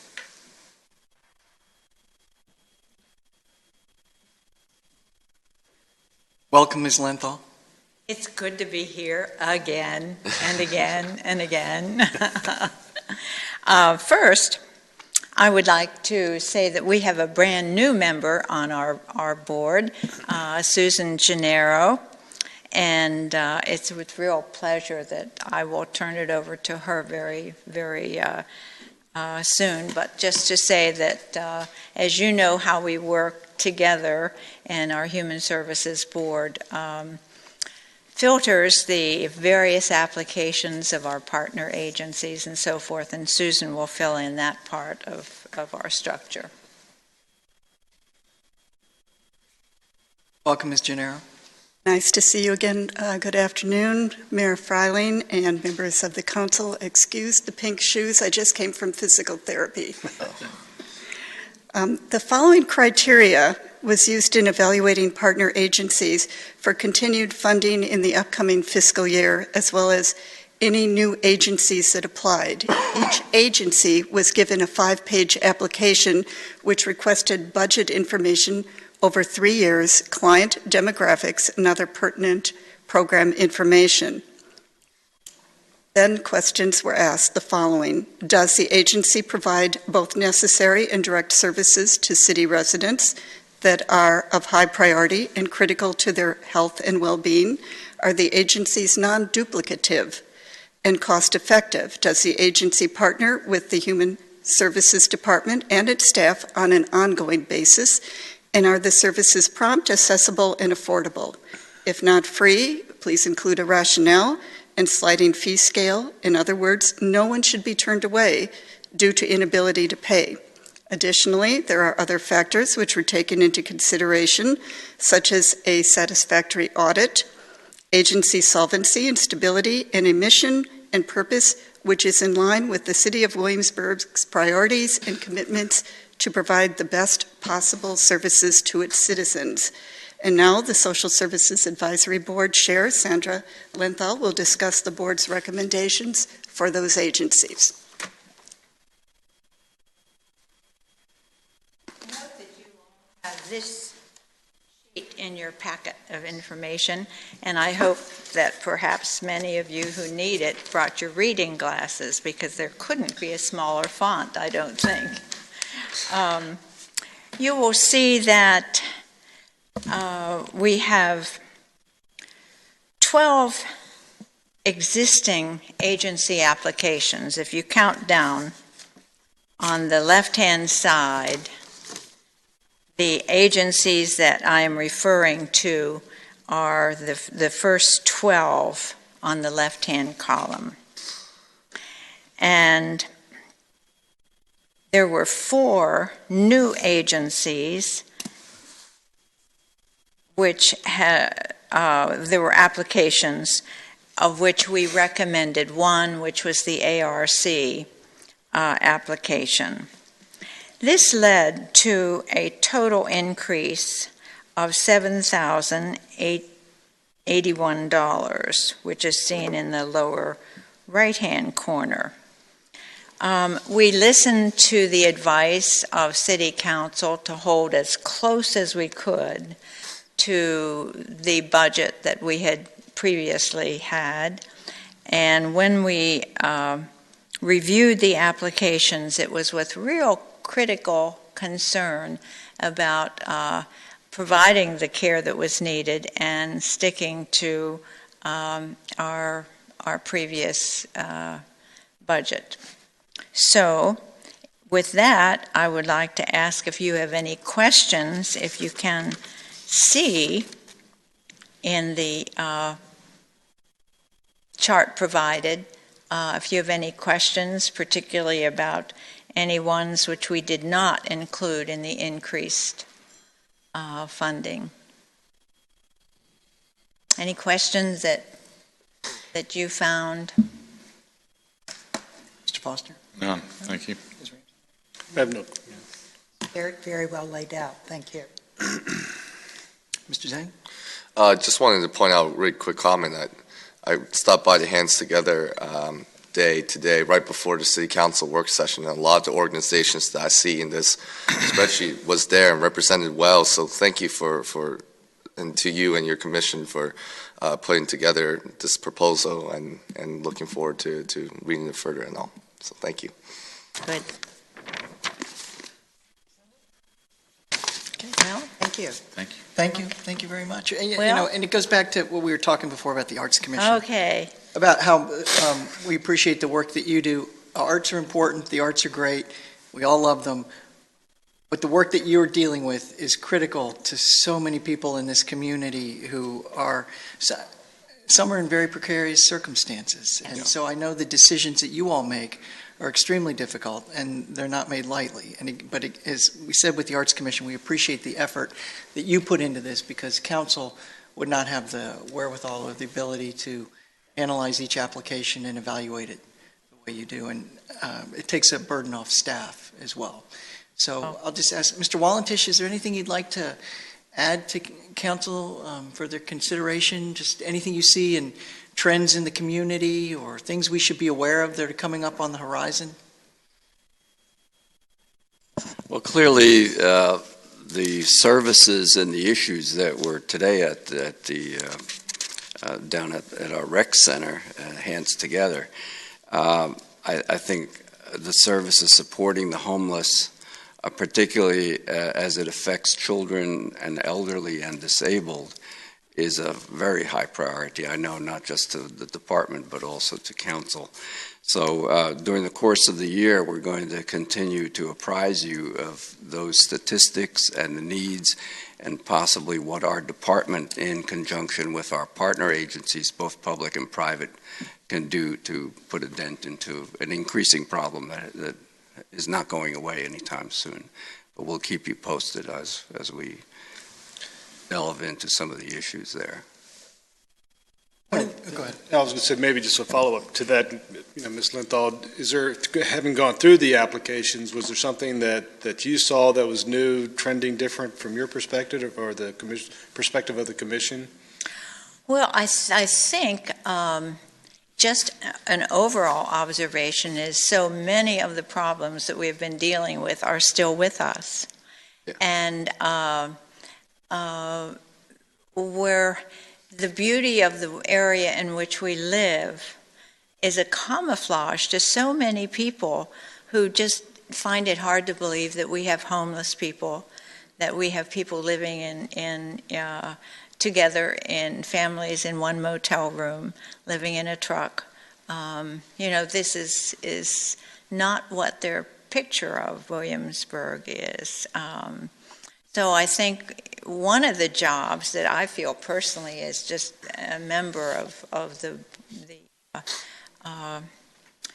city in this department is to communicate to people the reality that we do have people who have really quite extensive needs in our community. Working, and I don't see this lessening, but maybe I'm not wise enough or experienced enough to see that. I don't see it lessening. I think you're wise enough and experienced to know that it's not. Right. These problems aren't going away, and I think you're right on target. In my professional career as a hotelier in affordable apartments, we see it a lot. Yes. And when I talk to my neighbors and other folks, they don't see the real realities that some of the residents of the Williamsburg area are living. Right. Take your point to heart. The one area that I think we may see a slight increase in the Mexican community population that comes to do seasonal work. I've heard from several people that say that it's possible that instead of going back to Mexico, or just being here for a few months in the summer, that we are more likely to have more families living here year-round. I haven't talked with school people, but I know that the ESL teachers have experienced an increase in the number of students requiring English as a second language. So, this may be something that is happening. Thank you so much. Thank you so much. Mr. Wallendish, did you have somebody else who wanted to speak today? Well, we do have the director of Bacon Street who is here today, and I just want to acknowledge her.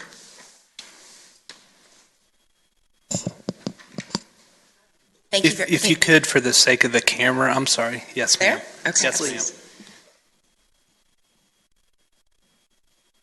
I just wanted to say thank you so much to the council for giving us the opportunity to, as an agency, to apply for funding.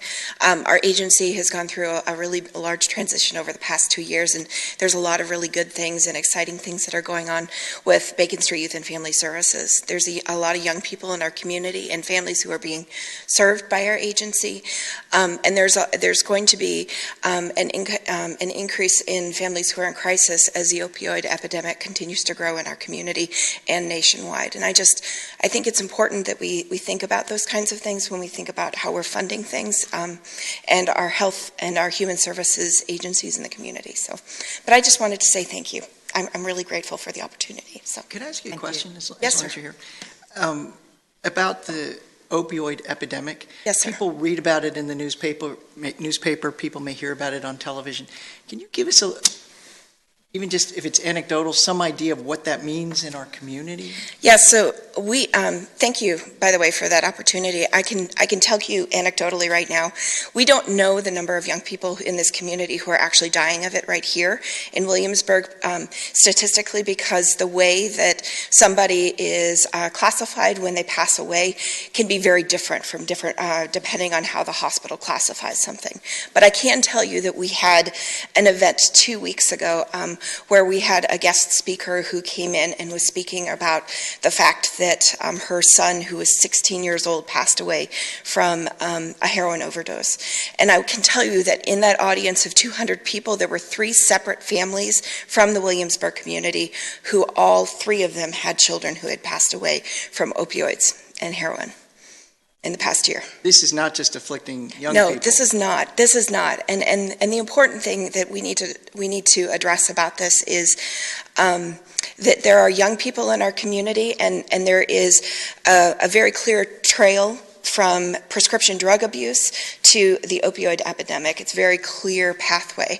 And the more that we get to our young people in our community and help them with prevention services, the better off we can combat this issue from a collaborative perspective. And it's hitting our community, and it's hitting our state and our nation in a way that is definitely growing. And I just do want to say we are doing an event on the 26th of this month over at the Kimball in collaboration with Pinto Chiropractic and Centera Williamsburg. It's going to be the screening of a film called The Hungry Heart, and it's about the prescription drug epidemic, opioid epidemic, and how families and young people are being impacted by it, and it is free and open to the public. So, And can you give folks a general sense about why it's more of an issue now than maybe it has been 5, 10, 15 years ago? That's a really great question. And the challenge is that there are a lot of different factors that go into that. You find economics that go into it. Prescription drugs are very available for young people and their families. They're in everybody's medicine cabinets. What happens is that young people or older people, depending on whoever is dealing with the issue, gets access to those drugs. They could be overprescribed to them because they might have had an injury. The parent who spoke at our last event, that's exactly what happened with her 15-year-old. He had a sports accident, and his doctor had prescribed an opiate, and it doesn't take very long to get addicted. The withdrawal process is very challenging. And what happens is that if young people or whoever is dealing with the addiction continues to not be able to get those, heroin is much cheaper. It's much easier to find. So Did I answer your question? Yeah, no, it's terrifying. Yes, it is. It's very scary. So, If people are interested, people have concerns or they want a place to go, absolutely. or there's a question within their family or somebody they know, what would they do? I mean, this is what we're trying to do right now. We're trying to spread the word. Bacon Street has been in this community for 45 years. We serve young people and the adults in their families. We do a family-based approach to therapy. We're really working hard on trying to grow our prevention presence in the community as well. We serve Williamsburg, James City County, York County, and Poquoson. In our service area, we have 25,000 kids and 46 schools. And that's not including the possibility of serving people in Hampton or Newport News as well. So, Great. Well, thank you very much. Thank you. Thank you. Mr. Collins, we've gotten ahead of ourselves again. Should we take another break? Ready? Well, CW. Are we ready? Okay. Colonial Williamsburg is ready to start early. I'm going to turn the gavel over to Mr. Foster. Just so everyone knows, I don't actually have to use the gavel when he says that. No, but as an employee of the Colonial Williamsburg Foundation, it's probably not appropriate that I participate in this conversation.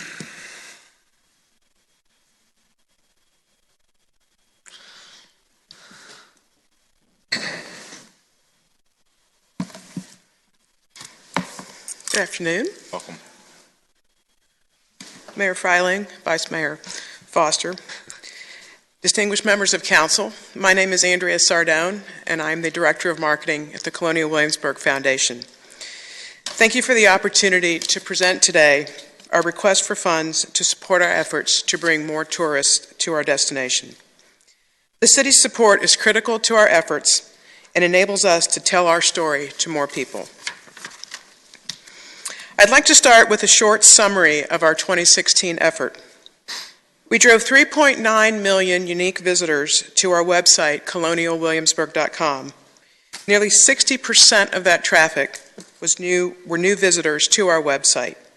And in 2016, we had an increase of 4% on our leisure room nights. We had another successful year with the skating rink. Over 18,000 people skated at Liberty's Ice Pavilion, presented by Dominion Resources, and even more just came to watch and drink hot chocolate and spend money in Merchant Square, much to our merchants' delight. We expanded our Halloween event to 4 evenings, delighting and entertaining 25,000 children and their families, and this included free trick-or-treating each evening to the local children. And we paid back to the city $4 million in room, meal, and sales taxes. Your 2016 support enabled this. As the city's largest, oh, we're not advancing here, I'm sorry. There was the recap. Sorry. As the city's largest attraction, we see Colonial Williamsburg as the destination, and we accept our responsibility to use the city's resources to bring more people to it. Our invitation to the market promises a magical experience of time travel back to the beginning of this country. But what are we up against? First off, better funded DMOs, destination marketing organizations. The destination marketing budgets of our competitors dwarf ours. Taken separately, of these 3 locations, each budget of theirs still outsizes the combined budgets of Greater Williamsburg attractions. Secondly, media rates have increased. We were prepared for increased rates in 2016 because of the presidential election. However, they did not come down, and we are seeing rates for media increase anywhere from 11 to 13%. This was a major factor in our request this year. And finally, the way people are taking vacations is changing as well. They have more choices, more attractions, and more distractions. And we must do everything we possibly can to get in front of them, to get in front of the decision makers and the influencers when it comes to vacationing. And we need to realize that everything is now competition. So what do we do?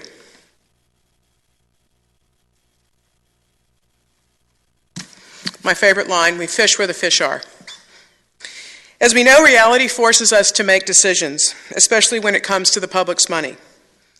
We must focus our efforts and resources on those places and those people who we believe are the most likely to come to Williamsburg or return. And we also know that there are things that we must do to engage others so that one day their choice of visiting us is inevitable when they're ready. For this reason, we have two targets, one for visitation and one for engagement. We determined these targets by analyzing 4 years of Colonial Williamsburg data and found that we had two primary segments that are the core of our visitation. One segment, 45 years and older, college graduate or higher, a household income of $100,000 or more, married, with children, and employed full-time. The other segment, 50 years and older, a high school education, married, most likely widowed, not employed, and most likely retired, with a household income of $60,000 or higher. And our data show that among our drive markets, a predominance of these two groups is located in Washington, D.C. and Baltimore. This is our visitation market for broadcast. These two groups constitute about 50% of our customer base. So what about the other 50%? Interestingly, the rest are all under the age of 50, with various attitudes, beliefs, and behaviors. This is our engagement target, and we'll employ a variety of targets to engage them. So this two-pronged strategy requires that we're on every screen. So technology has presented us with more marketing options than ever before, and consumers are more integrated with marketing information than they have been in the past. This means that we have to keep pace with consumers and, of course, with our competitors. The three-screen marketing model has become the prevailing one. There are 4 basic screens people use to consume content: TV, smartphones, computer, and tablets. And they use them in very different ways. Forrester research found that 70% of the people use 3 or more devices daily, and 63% use more than one device at a time. For example, people watch TV and search the internet. I know I do. You might do it as well. They see it on TV and then they use a digital device to find out more information. So this behavior demands that we be on all 4 screens, and they're using any 3 at any given time. And of course, this requires resources.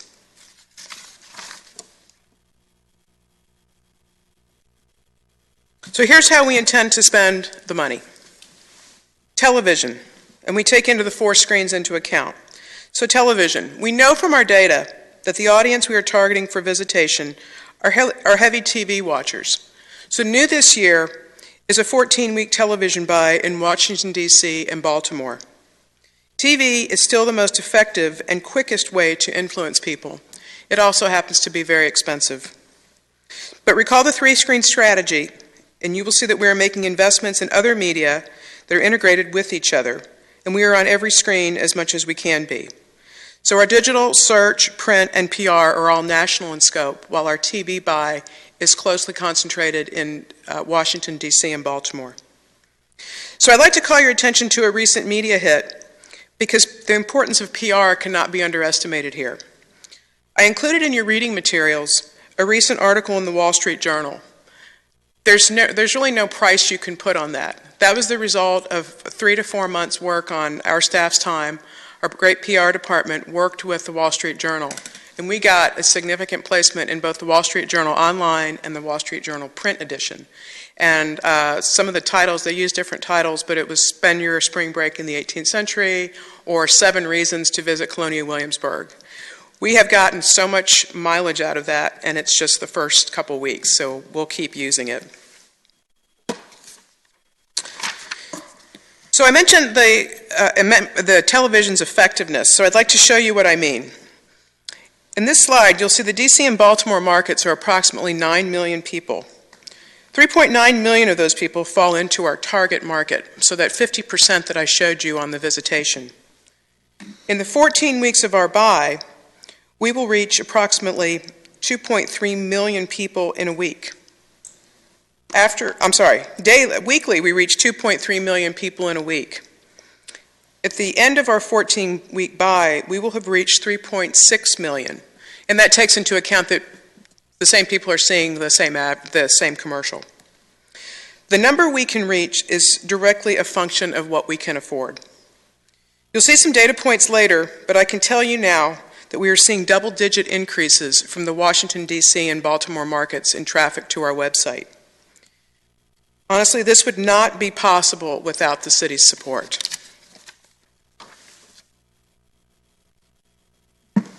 So our messages that we include in our tactics, in our advertising tactics, focuses on one of our greatest assets. We know one of our greatest selling points is that we are a four-season destination. We are open year-round, and each season brings an enchanting and delightful experience. Just any number of pictures of the baby lambs this weekend on Facebook and Instagram should tell you how delightful it is. We also work with our community partners on season-specific events. We have had great success with the city and the Virginia Arts Festival with the Funhouse Fest on the lawn of our museums. And we are looking forward to another successful festival, which was just announced. The lineup was just announced last week. We recently kicked off discussions with the Occasion for the Arts, and we're excited to leverage that to drive more people here. We think that holds a lot of promise for our early fall efforts. And while we enjoy these relatively new partnerships, we are planning for an even better July 4th, Halloween, and Grand Illumination to make them even bigger magnets for people to benefit the entire destination. And finally, we recognize the power of partnership with WADMAC, with whom we enjoy a strong working relationship, and we're excited to see the results of the destination marketing study that we are supporting along with others in the destination. So here are some early results, and I'm pleased with them. We have had strong double-digit increases from the DC and Baltimore markets to our website, and we've also seen significant increases from New York, Pennsylvania, and North Carolina. We started earlier there this year to start promoting spring break. It's the earliest that we've ever done it, which started mid to late January. More people are searching for Colonial Williamsburg on Google and Bing, and that's a result of our strong digital marketing infrastructure that we laid down last year.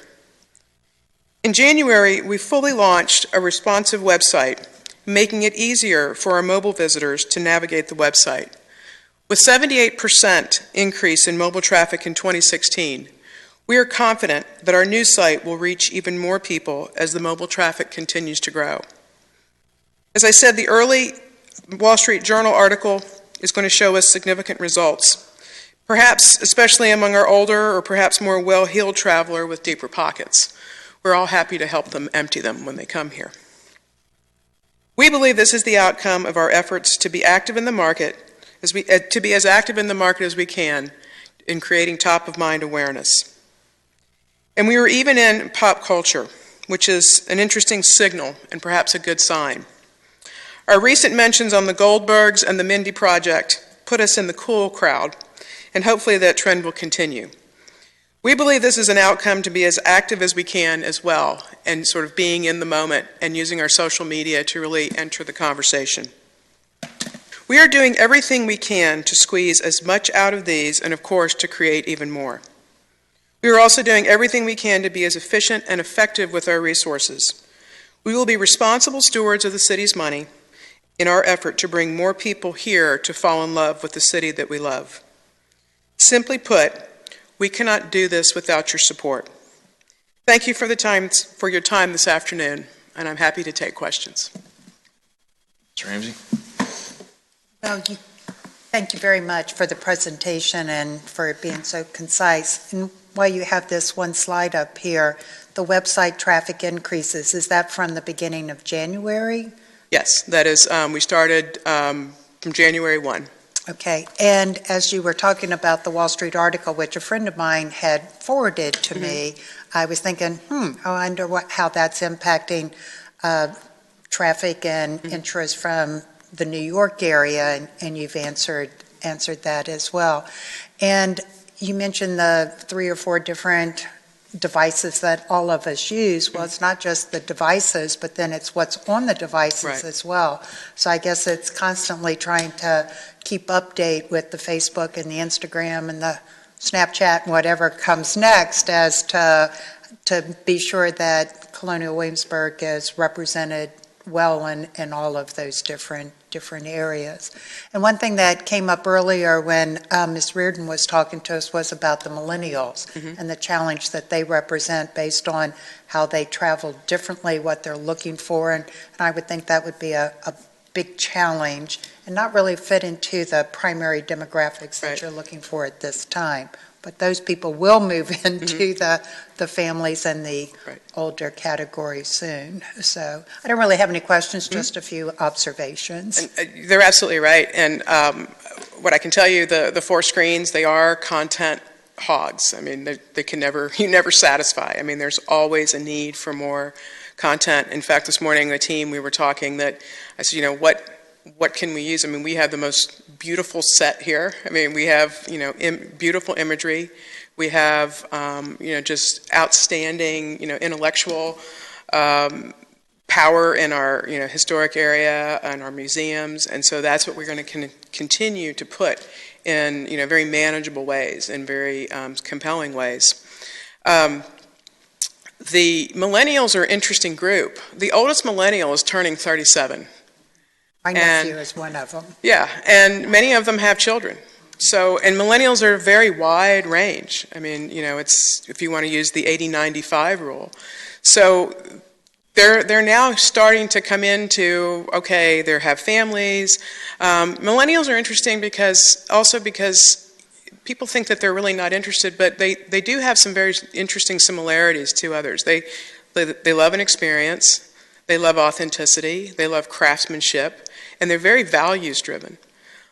So we think that there's an opportunity there to engage them so that when they are ready, when they have the money, when they have the time off from work, what we want to do is when they're ready to come here, we want them to sort of not have to introduce it and try to convert them. We want them already converted. And so I think there are lots of different ways we can really engage them so that they're ready. And in fact, a focus group that we just did recently, millennials answered like, oh yes, Colonial Williamsburg, I want to go there when I have a family or when I have children. So it's already in their minds, they're just perhaps not quite ready yet. So we want to be ready to catch them when they're ready. We also want to be able to try and get them when they're single. Oh, sure. And we do that. I mean, it's interesting. We have a lot of evening programming now that we're starting. We have our new partners in our food and beverage and hospitality marketing, so we're seeing a lot of sunset serenades at Chowning, so different types of music. It's not all lute or fife music, so a lot of the bands that play around, so we're having those at our taverns as well. So we are looking at reaching out and trying to be more engaging to different types of people. Yes, I appreciate all the information and data. I was glad to hear that I think you said your room sales were up 4% last year. Mm-hmm. Leisure rooms, Yeah. Okay. Good. Because that's not kind of what we're seeing, in the market altogether. So right. Something that you're doing is working. How would you describe that, the difference between what Colonial Williamsburg's doing and what's happening in the marketplace? Well, I know that, one of our keys is to be very consistent, and, I don't want to say relentless because that sounds, we try to be very consistent in our messaging. We try to really sort of grab people and engage them. Our hospitality partners are very good at giving us promotions, those sorts of things. We know that, people are very price sensitive. But if they are willing to pay a higher price if they feel value, so what we try to do is impart the value that they get by staying on the property of Colonial Williamsburg. So yes, it was a slog. I mean, it was a real challenge to try to break through to that, but we were, pleasantly, we were delighted to see that 4% increase in room nights. Well, and I think it's a testament to just the desire, the understanding that, you've got to get out there and be competitive. Right. And, digital was a heavy factor in that last year, as it will be this year. You had talked about DMOs and where we're positioned. What number do we need? How much should we spend? Oh, wow. And how much do we spend? I would defer to my colleague. I don't have a total number. But I can tell you that most likely Asheville, Savannah, I mean, they're in the tens of millions. I think the last time I heard Asheville was 15. I'm not sure if Karen knows. I mean, off the top of my head, I know that they are 10 and above. Yeah. Of course, they have very different structures. They have all different ways that they do this. But, you know, when you see those ads on television and they're just coming one after another, I mean, that's a function of how much money they have. I mean, our 14-week buy is going to get us some good reach. It's going to get about 60% of that market. If we had more, we could reach 80%. But it's a function, and it's expensive. Yeah, because I think we spend close to $8 million when you look at WADMAC, what the city gives to the Alliance, Colonial Williamsburg, James City County, and York County's contributions to all of their different entities. And I just wonder if in all of that fragmentation that somehow minimizes our ability to be competitive. And I wonder if we shouldn't be thinking as a body is how do we, and I know we work collaboratively, and I know that we all sit on WADMAC and we all sit on the Alliance board, and there's synergy there. But I just wonder if all of that doesn't somehow dilute the opportunity to really be impactful in the marketplace. And that's not a question. I won't put you on the spot. I won't answer it. Well, so, so I'm going both ways in my mind, but I also think about all the value that Colonial Williamsburg provides to the community in terms of providing the DeWitt Wallace lawn for the Fun Fest. The value of the 4th of July and ground illumination fireworks to the community. Those are invaluable. And so I think when people question, why do we give Colonial Williamsburg money? It's easy for me to answer that question. Whether it's turning a direct ROI and bringing visitors to the greater Williamsburg area, I think there may be some question to that, particularly if we're seeing growth in just your properties, right.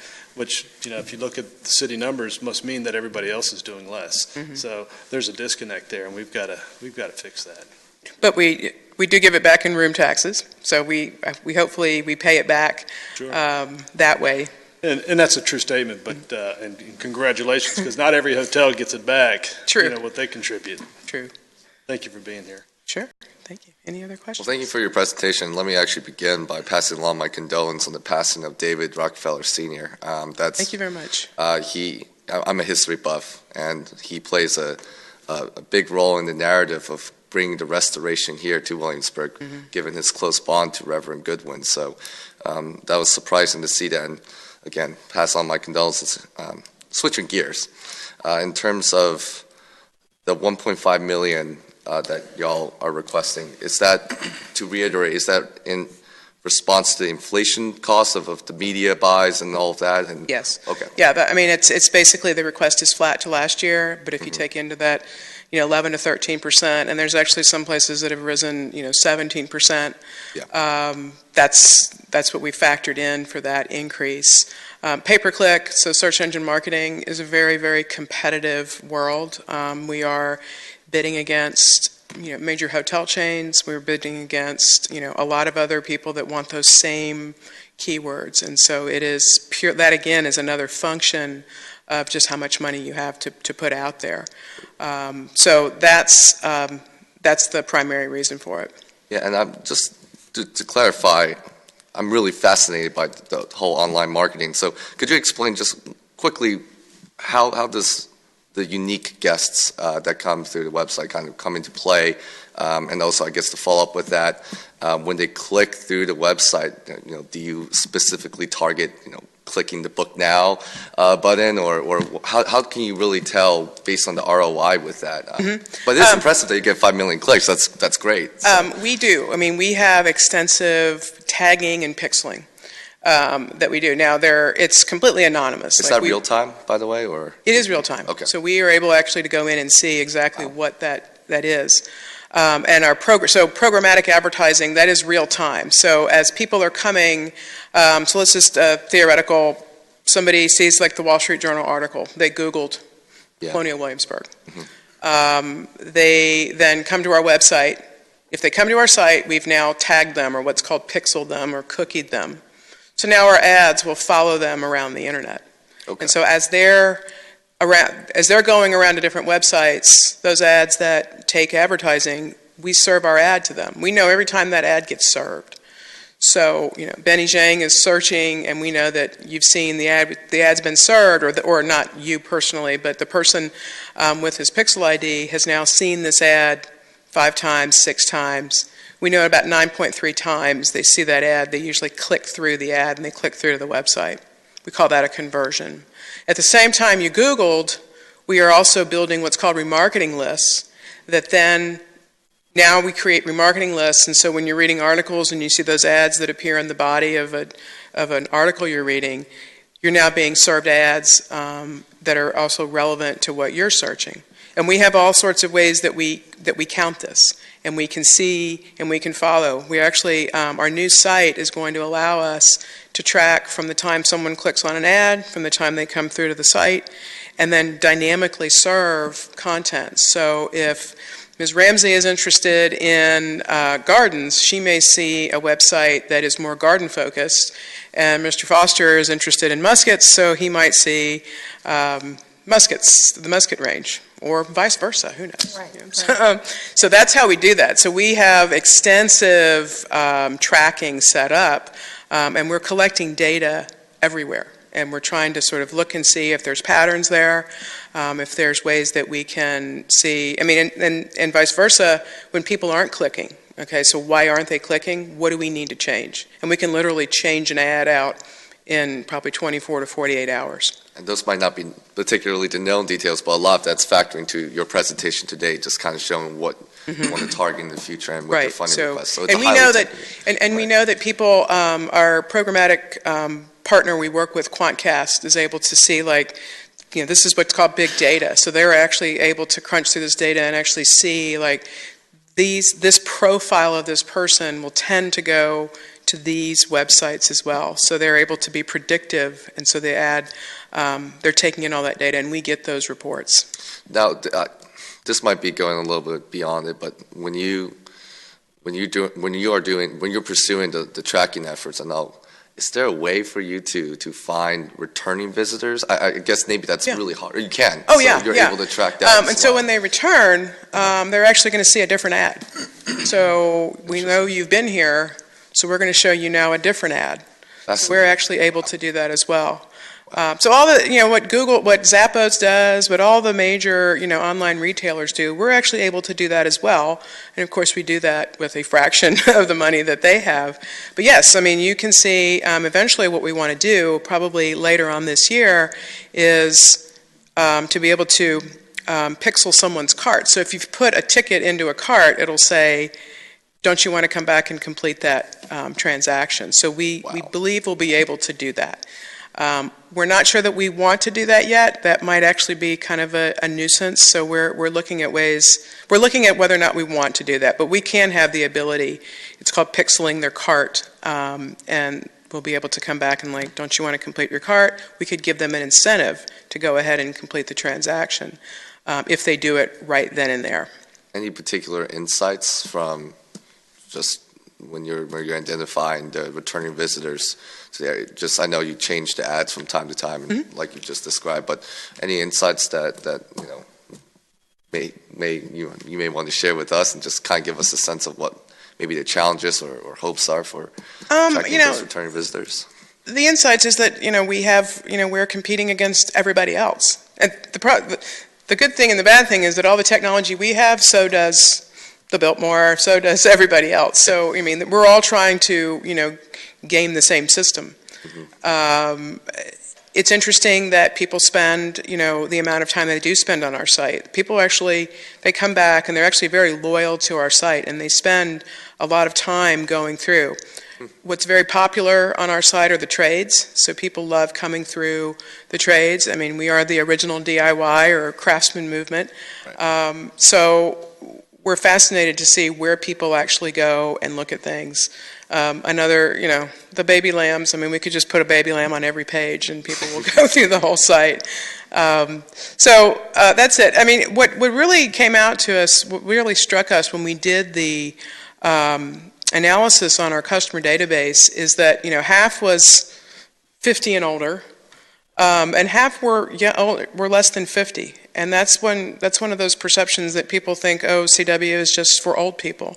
Well, I can tell you 50 is not old, but how young they actually were. And, each of the segments have, some considerable amounts of people associated with those. So we do have young people. We do have young unmarried men coming, young unmarried women. And that's just one of those misnomers that I think we might get a bad rap or sort of a misperception on who actually comes here, that we actually have a variety of people that come here. All right, thank you so much. Mm-hmm. Something I've noticed I guess this is my 7th Colonial Williamsburg presentation. So today you referenced Savannah and Asheville. Mm-hmm. That comparative set has changed since I've been paying attention. I used to hear about New York and D.C. and Philadelphia. Talk a little bit about that, how that comparative set is. Are they now our peers? Are we now trying to be more like them? Just kind of go into depth on that. New York is still there. I mean, we wanted to, the New York markets are very expensive to advertise in. So a television buy in New York was just out of the question. I mean, there was just no way we could afford it. Savannah, it's southeastern. I mean, Asheville, Charleston, southeastern. Those were 3 that I kind of picked off the top of my head as I was doing the presentation, because I happened to see 3 spots while I was doing my presentation, and I was, cursing the TV, like, there they are again. I think our competitive set is everybody. It's also staying at home and binge watching Netflix. So I think that we do have destinations. Certainly, and there are 3 beautiful destinations too, which, I put Colonial Williamsburg or Williamsburg in general in that category of beautiful destinations that are magical and enchanting. So that's why I picked those 3. But I could easily pick New York. I could easily pick, Monticello. They're not so much DMOs, but everything is our competitive set now. Having traveled to both Charleston and Asheville in the last 6 months, I can tell you that the taxes I paid on hotel rooms and meals were significantly higher. Yeah. And I don't know the specific facts about how those DMOs are funded, but I guarantee you that plays a role. Oh, yeah. So, yes. That's absolutely. Their structure, the legislation there for their DMOs is very different. There's going to be the trade-offs that, they do have higher taxes, but then they do have more money. So that's certainly not an insignificant aspect. So Savannah kind of lacks a destination driver, where Asheville, Mm-hmm. I would assume, it's built more. What's the relationship? You may not know this, but what's the relationship or ratio between the Biltmore's participation versus the DMO?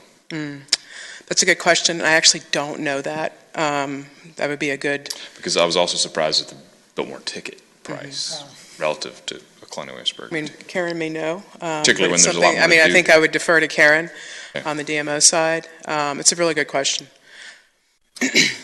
Also, you mentioned it, but you mentioned it in 2 ways. Using the setting of Colonial Williamsburg as a setting. It is a beautiful setting. People want to spend time there. Your participation in the Funhouse Fest really encapsulated that for me. I was living on South England Street at the time, so I could walk up there, didn't miss a day. It was awesome. So excited to see that reboot with even bigger headliners. So bigger headliners, yes, very, very exciting. So it's a lot of fun, and it's actually going to be, I think, more encompassing. I know that Rob Cross at the VAF, they've hired a marketing director. So I think that the headliner, Sheryl Crow, is going to be a huge magnet for us. So I hope that we won't have enough room in our hotels at CW. So hopefully we can pack the other ones too. Thanks. Anything else? Sir. All right. Great. Thank you very much. Thanks. Thank you. Can have Taking the gavel back. Even though I'm going to use it. I'm going to use it at some point. Never used it. Well, that concludes our Budget presentations for today. Mr. Collins, anything you would like to add? Just remind council that the staff recommended budget goes out on Friday. Thank you, sir. Mr. Vice Mayor, do we have an item for Yes, we do. closed session? Yes, we do. Move to go into closed session pursuant to Section 2.2-3711 of the Code of Virginia for the purpose of discussing one property matter per subparagraph 3 regarding disposition of economic development property, of which discussion in an open meeting would adversely affect the bargaining position or negotiation strategy of a public body. Is there a second? Second. Ms. Shelton? Mr. Zhang? Aye. Mr. Pons? Aye. Mayor Freiling? Aye. Vice Mayor Foster? Aye. Ms. Ramsey? Aye. We'll take a 5-minute recess and then resume in closed session.